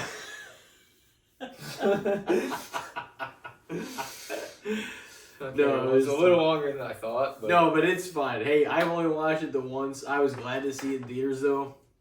But I mean, Chris Nolan, the score that he always has with his movies, like everything feels incredibly big, and Robert Downey Jr.'s in it, like Matt Damon, like it was fantastic from just the one viewing I remember. It's an epic, like it's a summer, it was a blockbuster when it came out, and it's worth the consumption because it is such a fucking well done and well told story, I think. So yeah, it'll be fun. Be fun to go through. All right. But it is the longest one I had on my list of upcoming things I wanted to give you. So there it is. Well, that's good. Well, I mean, I picked Malcolm X was Heather's 3 hours under... and 22 minutes. Yeah, Heather's is under 2 hours, so I at least picked that one. I was like, because I had a few that were a little on the longer side too, but that would have been bad if it was like a 3 hour and a 2.5 hours. The other ones I have are like close to 40, and then the other one's like 2.5. But yeah, this one's the longest. But I'm like, it's a Christopher Nolan movie, and I think it's really worth the viewing either way. Yeah. Not everybody's, some directors definitely get that, but he's made a lot of good shit. Yeah, he has. He's one of the prolific of the time, for sure. So I guess that's that. Yeah, that'll be next time. So what is that? Heathers and Oppenheimer. Yeah. All right, look at that. Next solo episode. And with that being said, I guess we've got a little bit of time for a few good, the bad, and the shits. Throw them out there. You want me to throw mine out there? Yeah, go for it. All righty. Well, mine is going to be, what do you think about getting at least 8 hours of sleep every night? Every night. Some people are like, I'm going to get my 8 hours of sleep, man. I mean, some people more power to you. You probably feel great. Yeah. Oh, I'm sure they do. Like, that's the thing. My girlfriend's one of those people. She doesn't always get it, but like she likes her sleep. She's pretty good about trying to get to bed at a reasonable time. And I mean, I'm a lot better about it than I used to be. Probably partially because of her, because it's just like, oh, well, even if I'm not going to bed, I'm going to get ready for bed and get in there and chill for a while. And incidentally, I'm getting older, so it's just like, if I'm already all ready for bed and I'm in bed chilling, I'm going to get tired and fall asleep. Yeah. But, yeah, I mean, I don't get it enough. Like, I probably get 8+ hours of sleep 1 to 2 days a week. Like, on the weekends, yeah, I might both nights, but sometimes I don't even 1 of the 2 nights. Yeah. So it's probably only 1 day a week for me. that is like 8 or more. It's like one of my days off. But I mean, yeah, it does feel pretty nice. But I also feel like I'm kind of, my body's to the point where it's kind of at the 6 to 7 hour range in a way, to where, or sometimes even a little less, like I'd say 5.5 to 7. Like if I'm in that range, I'm gonna be all right. If I'm a little less, I'm still gonna be fine. But like once we dip it like below 4.5, things start getting a little dicey. But that's just where my body's like averaging at. So sometimes if I get more than like 8 hours of sleep, or especially like 9+, it's like I'm just tired as fuck the next day because my body's not used to that. So then I'm just like, damn, I just want to keep sleeping. Now I don't know what to do. Like, I'm not used to getting that much sleep, you know? Yeah, you almost feel like weird because you're not in need of sleep the way you normally are. You know what I mean? Yeah, it's just not the sleep schedule. You're almost body's used to being in like the hole. You're like, oh fuck, I can't. I didn't get the proper amount of my sleep. 6.5, man. Yeah, that's why like the bangs and rains that were 300 milligrams of caffeine always slapped whenever you needed it because you were sleep deprived. That was the word I was looking for. But whenever you're sleep deprived, you need something like that. And whenever you actually get sort of adequate sleep, it feels weird to have that much energy because you're like, I don't really need this much. Yeah. You know? But whenever you get up there, you know, you're going to start needing the fucking energy. I know, Anyway. that's the thing. Like, the older I get, the less my body's going to be able to do that kind of shit, probably, to where it's like, I'm not going to be able to do the not a lot of sleep. Like, my body's going to just naturally probably want more sleep. That's just how it goes. It's like when you're young and when you're old, you know, you need a lot of the same shit. Right now, I'm in my prime, I can do this. But yeah, it's like, because this is the kind of lifestyle I live and the way my body's adjusted, it's like, to me personally, it's probably a little overrated. But it's not like I'm like, I think it's a load of bullshit. Like, I'm like, more power to the people that are actually doing it, because it's probably overall better for you, healthier. You probably feel better on a day-to-day basis and have more physical and mental energy. You just don't really realize it, because I wouldn't realize it because that's not what I'm doing, you know?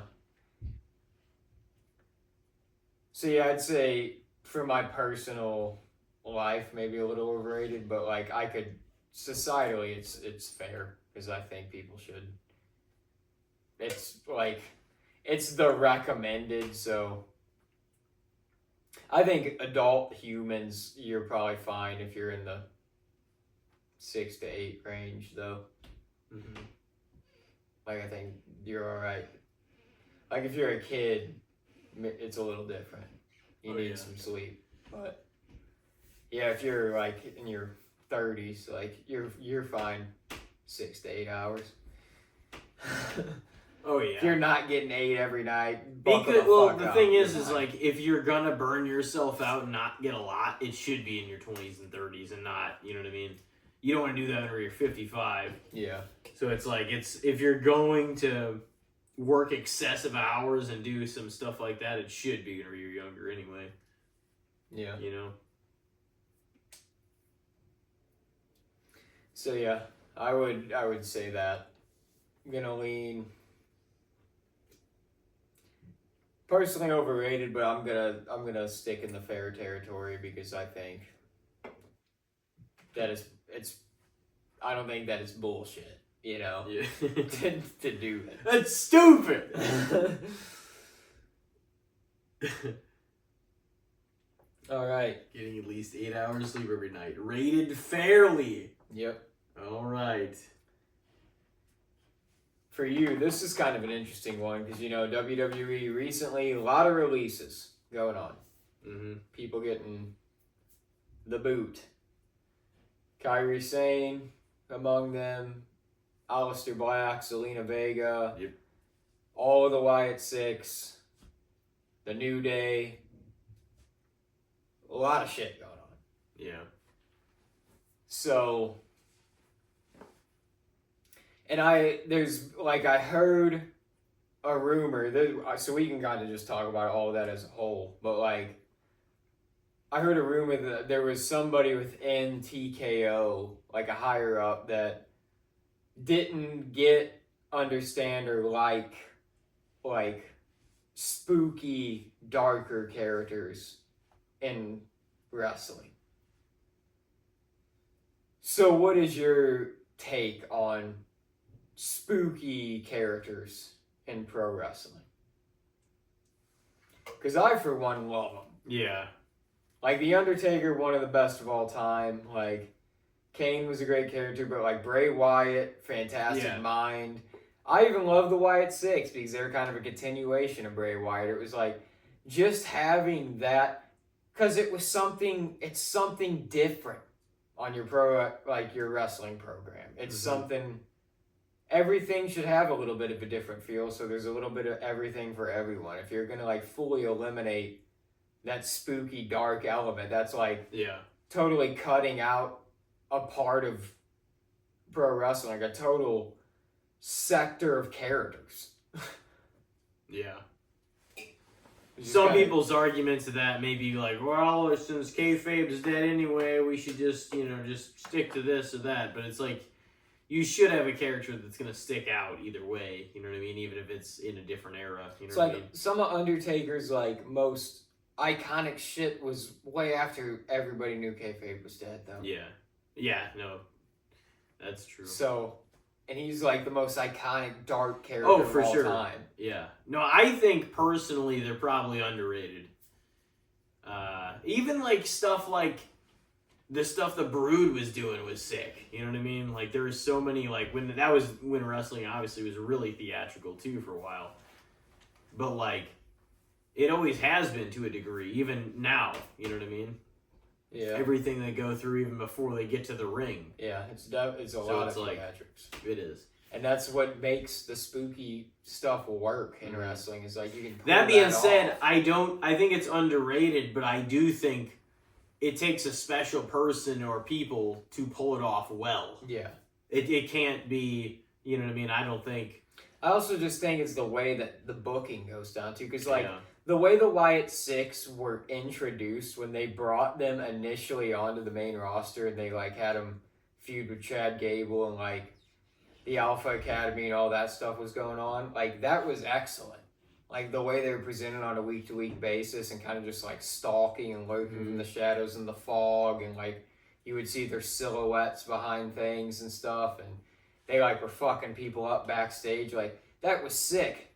And then like they just they're like, we tried it, dropped all that, and then they're just like, oh, now they're just members of the tag division on SmackDown. It's like, well, that's never gonna work. They're like, that's not what these characters are meant to be. They're meant to be like a lot more fucking nuanced than just being a faction in the tag division. They didn't know what to do with them. Dude, honestly, on a deeper level, there is definitely a discussion to be had about, and I'm not saying we have to have it now, about TKO and what the fuck they are doing. No, they're fucking things up. Now. It is out of control. Like, there's certain elements, like, some of the main stuff, like, even I can't say that for all of it, because they fucked Cody's match at Mania again. They do every year. But, like, a lot of their main event players, they do good by. But it feels like a lot of elements outside of that, yeah, it's like they're bleeding consumers dry in every aspect they possibly can, just sucking every dollar out of you they could find. Like, they're pricing out diehard fans from actually going to live events because shit's outrageous. They're selling out the actual integrity of the shit because they're just product placement on everything in the ringside area, everything in the ring. Every turnbuckle. They're making profit hand over fist more than maybe ever before by doing all of this. And they're still trying to cut corners and fucking cut every wrestler's salary and fucking, oh, boy, we can only pay you 50% of it. Bullshit! What the fuck are you talking about? I didn't think it was going to ever get like this out of control, the stuff I've been hearing lately. Yeah, like these wrestler cuts are insane to me. What were you most surprised by the New Day one? Probably. Like, I was probably like, it punched me in the gut probably the most with the whole Wyatt Six being cut, just because I think there was so much potential there that I'm like, you guys just like gave up on this and it could have been so nuanced and cool and shit. There was kind of like the memory of Bray Wyatt living on. So that like really fucking bummed me out. The New Day really surprised me because I never thought Kofi especially would ever leave. Hasn't he been working for the company since 2007? Yeah, something like that. Like I think Yeah, I think he debuted. It was the same night as that fucking match in the lake and shit when Punk was ECW champion. Yeah. Yeah, like late 07. Something like that, yeah. So, yeah, I just never thought the day would come where they would leave, but at the same time, I'm not like Gulf of Mexico match. So knife in the gut that they're leaving, because in a way I'm like, they've done everything in WWE. Like, they're one of the most prolific tag teams of all time in WWE. Mm-hmm. Ever. Like, they got so many accolades, and Kofi, you know, is a world champ and former world champ, and like, they've done a lot, like everything there probably is to do for them in WWE, and they were kind of just not really utilizing them anyway. So yeah, they could go to AEW now, and they might. And if they do that, like, there's some cool matches that could happen, and within that too, for them. I mean, Kofi's, they made money, and they, you know, they could do that and work a lot of I mean, I guess at this point, all the schedules are pretty light because most people only work television. So, yeah. I guess we'll see on that front. I know, yeah, some of these cuts are crazy. Like, the Kairi Sane one was kind of crazy to me, too. Not because it's like... They weren't really even utilizing they Alistair weren't very much. Yeah, him neither. Well, Alistair literally felt like he took the role of the Karrion Kross role. Like, yeah, what Karrion Kross and Scarlett were doing is what Alistair and Zelina started doing. It was like, they were like the dark couple that was like trying to get in the heads of dudes backstage, basically. And that was like what Karrion and Scarlett were doing before they got cut. So it's like, if that gimmick gets tossed on you, you're fucked. Basically. But, well, the Kairi Sane thing was not even that they were utilizing her well at all, but it just kind of blew my mind that she got cut when she did, because it was like, she was in the middle of a story with like Io and Asuka. Like, she wasn't the main element, but she was like the middle piece that was getting pulled by Io and Asuka, basically. So when you eliminate her, it's kind of like, well, yeah, they still got a feud going on, and they still don't like each other, but it's kind of like they don't have that driving piece that they're like trying to get away from the other one really anymore. It's like, what? It just kind of felt weird, you know? Because it did kind of feel like she was in the middle of a story, like on television every week, and then it's like, oh, we're cutting her. Same with, like, Alistair was just around. The Wyatt Six just wrapped up a story with the NFTs. Yeah. Like, all of these people were just on TV, and then they're like, all right, they're out of here. They're cutting them. It's just like, these aren't even, like, the highest paid people. Well, no, they're never going to cut the highest paid people, though, because those people draw money. Yeah. That's the thing, too, is I have a hard time believing... Like, the Wyatt Six, not that they were drawing the most money on a consistent basis, but I have a hard time believing they weren't drawing money. Like, I know they drew a lot of money when they first came around because there was so much kind of hype around, but they had so much merchandise, like, outside of just T-shirt. It was like all the masks and all the different... All the homage to Bray Wyatt. Yeah. Too. It's like... Yeah. So, yeah, it's just kind of like... I don't know. I just feel like the people, the higher ups at TKO that are like the overall, at the end of the day, final say people, they don't get pro wrestling. They don't have a love or a passion for it. It's kind of like they're running this like a corporation would run a business. Mm. They're looking at profit margins and this and that, and oh, well, I don't know if we have faith in this. Well, we need to add this celebrity here. Maybe a lot of people know about this guy. There's a lot of eyes on him. Maybe if we toss him on this show, that'll draw more eyes, more tickets.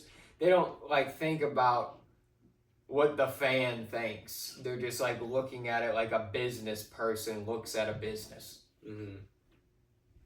Which is like gonna suck agent. Sometimes, you know? Well, yeah. See, and that's the thing, and that's the interesting point here too. Is sometimes business, the math infringes on creativity. Yeah. Which are why the two are like come at odds at some point or another, and like that's what they're going to favor instead of, because like all of our minds are on the creative aspects of all of it, but it's like that's not what they're gonna do whenever it comes to selling the product, especially now. And now people are like, really, even people that were like criticizing Vince are starting to be like, man, this shit is fucking crazy, like compared to, Yeah, I mean, like, it's like, I wouldn't take the end of Vince's era back, yeah, but I don't like what TKO is doing on like a corporate level with the business necessarily. It's like, from a storytelling aspect, I would not take end of Vince's era back at all. But like, I get what people mean, at least from a like integrity of the business aspect. yeah.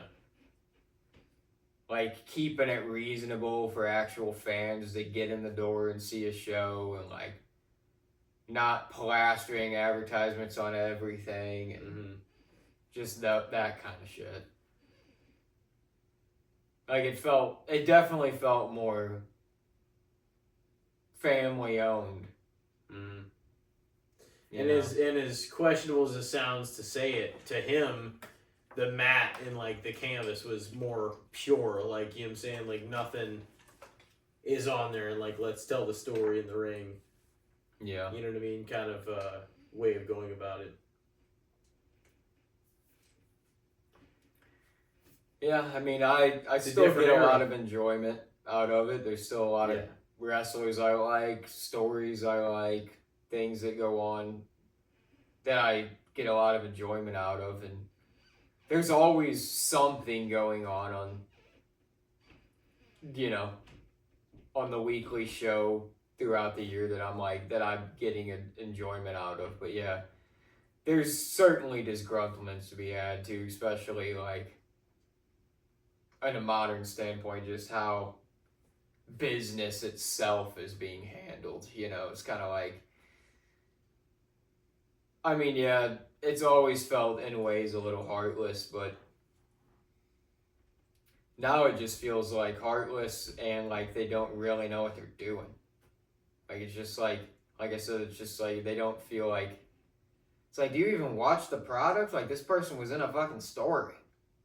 Like, I think you're just a business person that's like, well, if we look at this, I mean, she doesn't sell a lot of t-shirts, so I think we could cut it. You know? Like, yeah. Yeah, no, like, I get that.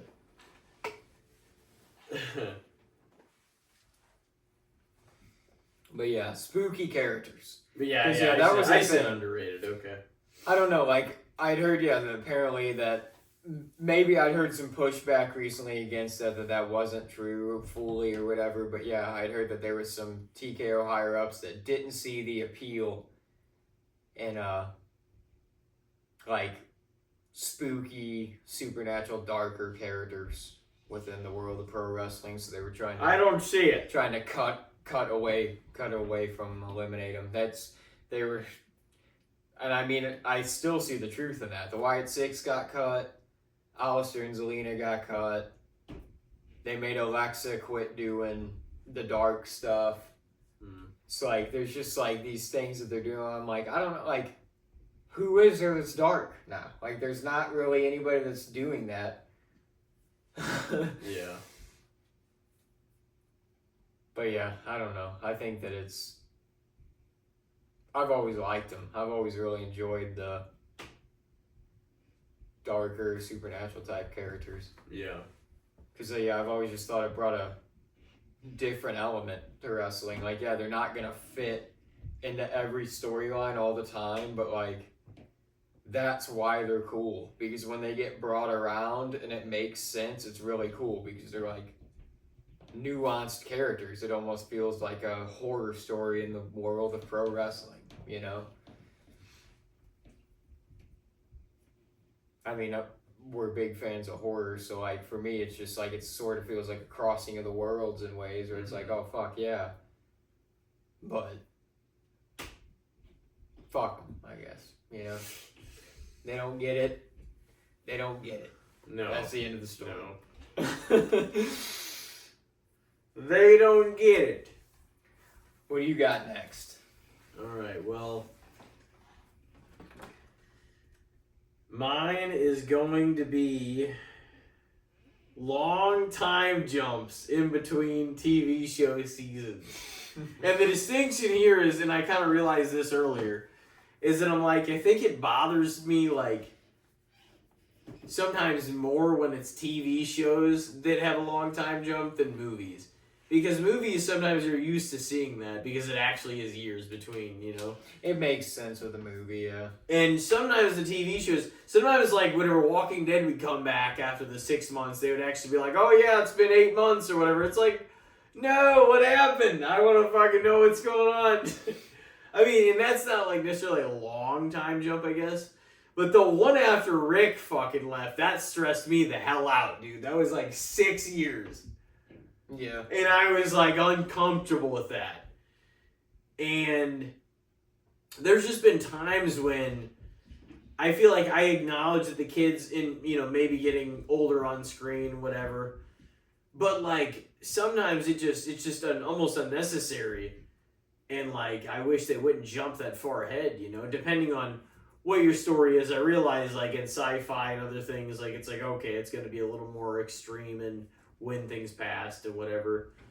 But even the real world shows, like, you know, they'll showcase something that's like, oh, it's been this long. And it's just like, well, what the fuck happened in that time? You don't know. You know? That's, So yeah. Long time jumps in TV shows. But in between TV show seasons, rather. Yeah, like, in movies, it makes sense because it's like, you can do whatever the fuck you want in a movie.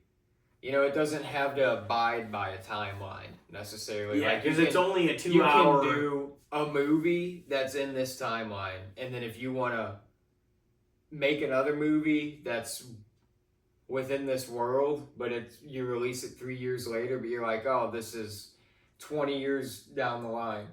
Nobody can question, it's a movie. You know, it's like, that's whatever timeline you want to do. But yeah, when it's a show, it kind of feels like it's like a continuation with these characters as they progress. You know, it has a different vibe about it. So it's a little more jarring, I feel like, with television.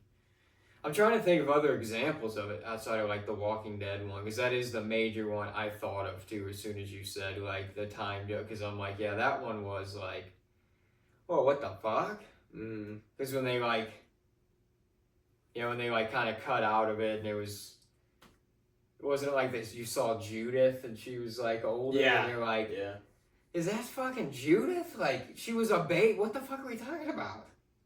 And that was like how was that the mid-season finale they showed her like growing up? It was like the end of. It was like the 5th episode. Okay. So Rick kind of left, and then it showed what happens after the helicopter picked him up. Yeah, that was one of the more... But they made it work. That stressed me the hell out. But that was kind of how they're surviving as a franchise to this day, is that they created other series within the world of The Walking Dead that are like prequels filling in those years, basically. Whenever, you know, Rick was away and Michonne found them, and them finding their way back to their kids, and we need to see one more season of something with everybody together. Yeah. Let's see it. I'm not done with it until it is. I mean, that's got to be what they work towards, right? Or what they're hoping at least to work towards. Yeah. I mean, everybody should want to see that. Just like one last conflict, like a however many episode thing. Everybody else. I mean, honestly, at this point too, like The Walking Dead always had that vibe. Oh, anybody could die. But like now at this point, if you killed off any of like the big mains, people would just be pissed. Like, what the fuck? Because are you it didn't doing even at happen this in, like, point? a big, like, setting. Really. Yeah. Kill off Carol, Daryl, Rick, Michonne, Negan, Maggie. Yeah, People would just be like, if we did like one, all right, we're gonna do one final 16 episode 12th season or whatever. That would be people like you would probably have some big deaths in that. But it's like if this is it, then it's all in. You know what I mean? Like that would be nuts. Like they should do that. I don't know if they ever would though, because they would be worried they could never get that audience back again. They were fucking losing the audience for years anyway. Yeah, but I mean, like, if these spin-offs? If they were gonna do like a big hoorah like that with everybody united again, they would want to get an audience. It's an investment. It'll pay off eventually. I wish they would. Yeah, I do. Or just, you don't even have to say it's the original. I don't know. You could just do it some way and release it on the streaming. Although it would probably air on AMC anyway. Which is what makes this whole thing about canceling The Walking Dead so stupid anyway. Because you're still airing all the spin-offs on AMC. What the fuck? We're going to cancel your guys' main show to give you 3 spin-off shows. Yeah. That add up to more than a Walking Dead season per year anyway. I don't know if it was because I think it was because The Walking Dead was getting expensive as fuck because the cast. Yeah. Because every season you have to pay them more. Yeah. Too. And they kept adding to the cast. Yeah, that was the thing. That was one of those shows that it was like even if cast members characters died and they're not getting killed off. Other characters came back, more characters got added in that were like picking up those paychecks you just cut off. Dude, whenever that show, and you caught obviously the last bit of it and stuff too, as it was live, coming out. But though, just the fucking Sundays, like I would be so pumped to watch the next episode, like junior and senior year especially. There was nothing like that. Like when the show was gaining like so much like ground, you know what I mean too, and just like watching it live as it happened, it was so much fucking fun, and we did it for years. And, it was cool because it was kind of like it became the last real king of cable TV before it broke off into streaming and everything else. You know what I mean? Yeah. And it really did. It hit like that last chapter, like Breaking Bad, obviously one of the best like reviewed projects ever still from that era. And then or really any, but then right after Walking Dead started and then like everything really started breaking down into streaming not too long after. But, so I mean, some of that was going to happen anyway. People overstate it whenever they're like, oh, lost. But it's like, that show gained more fucking following than they ever thought it was going to in the first place. Yeah. When it was airing. I mean, we saw it grow in like an enormous amount of people. I started watching the 3rd season, but an enormous amount of people started watching between the 3rd and 4th season. And then, you know what I mean, even more probably after that, in the 4th and 5th. So, it was fucking awesome. But it was chaotic. Yeah. Yeah, it kind of was. And then Negan fucking smashed 5 million of their brains in, and I know a fuckload of people that didn't watch after that. So, yep, I'm getting the fuck out of here. That was awesome, though, that fucking episode. Like, come on. Like, that's the thing is he's like in ways one of my favorite villains, but I can't even say he's really a villain because he doesn't stay a villain. He kind of has an arc where he gets out of that, and his character progresses into being like one of the kind of better men of the show. But it's like, and that the leather jacket, slicked back hair, Aaron Negan, like, yeah, that's such a great villainous character, dude. Yeah. Oh, yeah. He's like, even the stuff that Rick was saying to him, how he would just like react, but then he would just break down into like laughing and smile, and he was like, damn. It's like, they couldn't have casted a better fucking Negan either. Like, he was great. Yeah, that was a lot of fun. That's what I mean. Like, I really enjoyed those like 7 and 8 because of Negan. Mm-hmm. Like, and he was full blown Negan. Yeah. Yeah. Just seeing the full villainous enemy Negan. Oh, he was a motherfucker for a while. It was funny though. It was great. He was definitely he was a very like charismatic villain. Yeah. He's that clip I showed you with the Gabriel thing where he's just like, holy shit. He's like, look at you, it's sneaking up on me. They're creepy as That shit. creepy, yeah, he's like with that creepy ass smile and like talking about his fucking priest thing. Oh man. So yeah, what are you thinking? I'm gonna say a little overrated for the TV show specifically. I mean, it doesn't like super bother me, but yeah, at the same time, it's like with TV shows, it's a little bit more of a jarring experience. It's just like, well, we're on the journey with these fucking characters. Like, what are you talking about? We're acting like these 5 years didn't fucking matter. Like, I hate spending all this time with them, and now, now they're an adult. Well, what the hell happened? Yeah. What the hell happened these past 5 years? And then, but the thing is, most of the time it's bullshit because they're gonna like spend so much time flashbacking to shit you haven't seen. Where it's like, and I mean that's cool because you're like, oh, I'm getting a look at some of this stuff now. But at the same time, it's like, well, if this was so important, why the fuck did you skip over all of it? Yeah. No, that's true. I hate whenever it was like that much of a difference.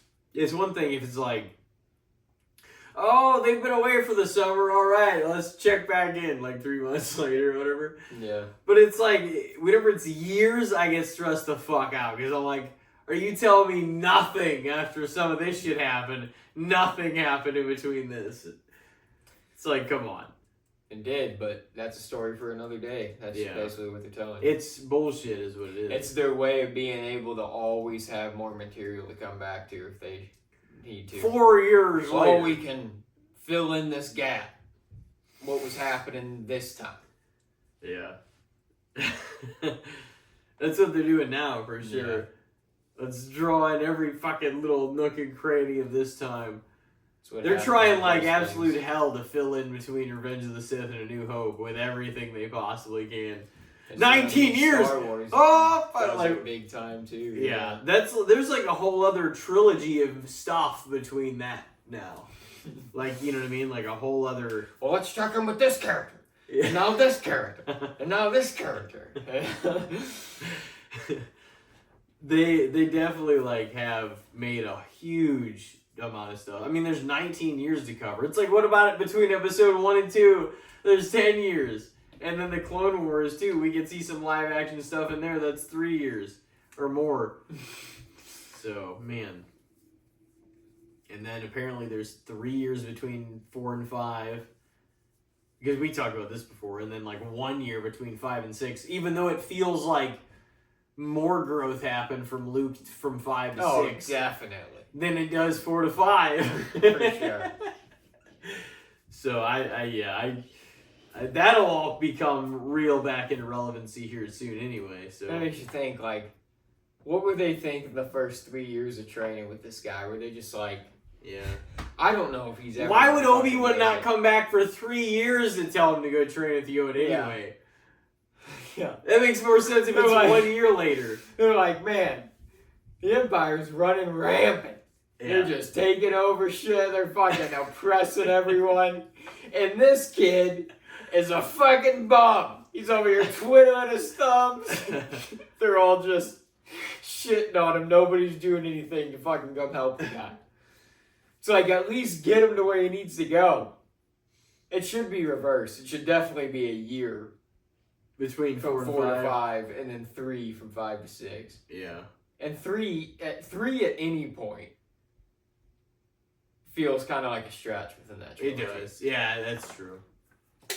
I could even see a year between all of them, but that's what it says. It's like, oh, Luke was in there. And it's just like, why would Obi-Wan fuck around and not tell him to go to Yoda way before then anyway? I don't know. A good question for another time. And then we'll never answer it. Like some true Star Wars fans. Yeah. So you said overrated, huh? Yep. All right, you got one more for us? Yeah, this is super, super random and off the wall. I don't know why. It's springtime, though. It's the time for flowers, gardening, all that stuff. So what do you think about red roses? Just in general, just the lore, it being the staple thing. You got the rose bowl as a symbol of love. You give a bouquet of roses, red roses. I know there's some people that talk shit on roses, so honestly, I don't know if that's where you're going with it or not, but like, I am not going to say overrated.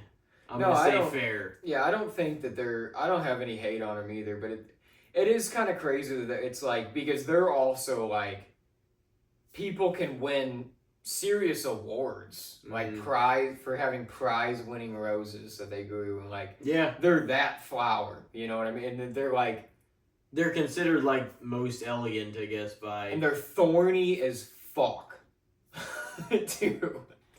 That's what's crazy about them, is they're like, there's this beautiful elegance about them, but they can stab the fuck out of you.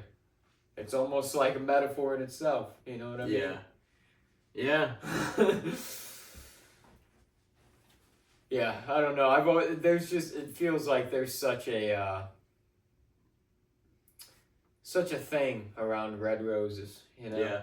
Well, and it's probably also because it's closely affiliated with Valentine's Day, and that's like the love holiday and everything. And, you know, there's some people just be, oh, I don't like that, just to kind of be the outlier, you know?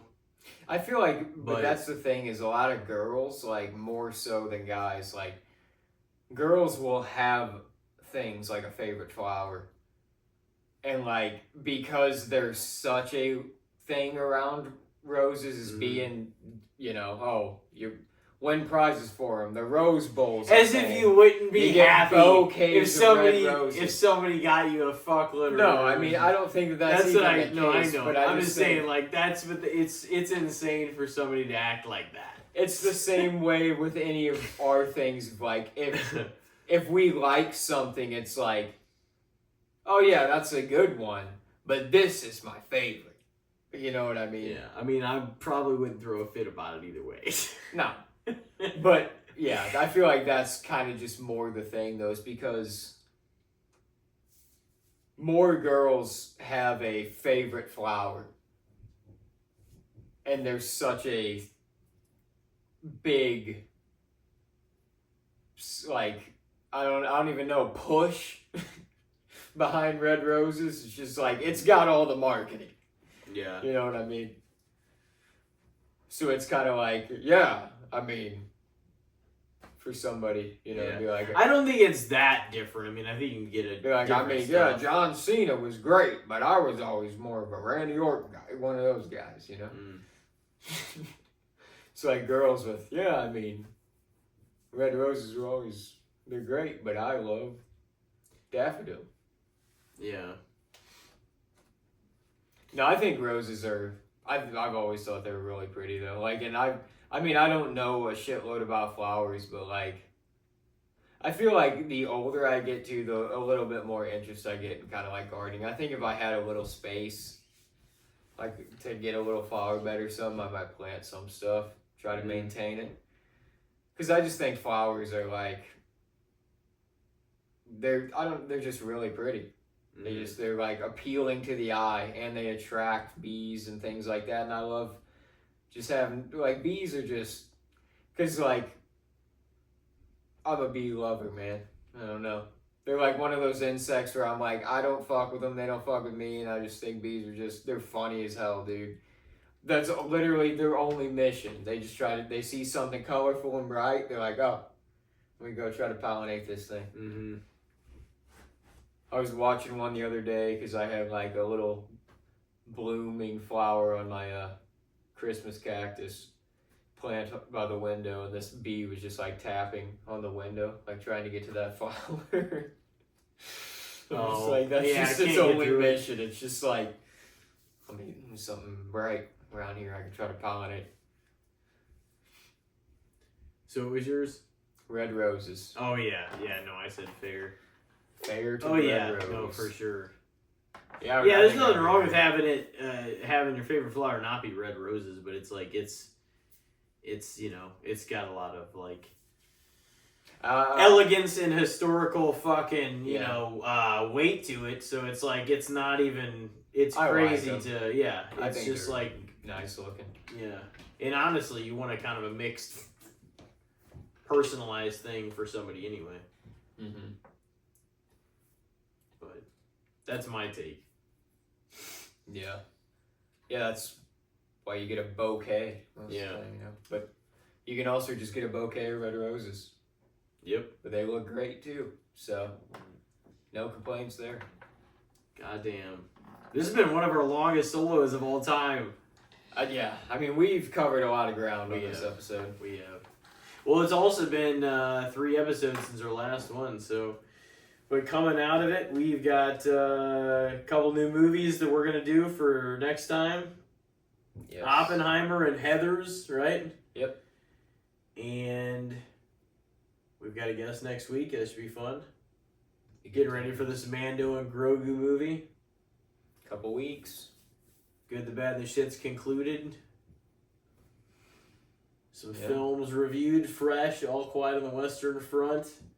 Sure, we got plenty of good stuff here. And this is what I meant by war-esque movie, because it's like kind of about the war, but it's really about the atomic bomb, which obviously has to do with the war. So it's like that's the other one. I was like, we need to watch that. It played a bit of a pivotal part. Oh, it definitely did. No, it's a great movie. I think you'll love it. It's just like it's obviously dense, but it's well acted. It's Christopher Nolan. It's a good one. And I've only seen it once, so I'm like, it'll be. I remember a good deal about it, but since I've only seen it that one time, it'll be pretty fresh when we do watch it. So it'll be fun. Anyway, it was good catching up with everybody. However you listened, however you watched. It was a nice one. It was a fun time. Oh yeah, and thanks for joining another movie swap edition, basically predominantly of the cast. And tuning in for us as always. So we will see you next time on 229. Have a great week, everybody. Take care out there.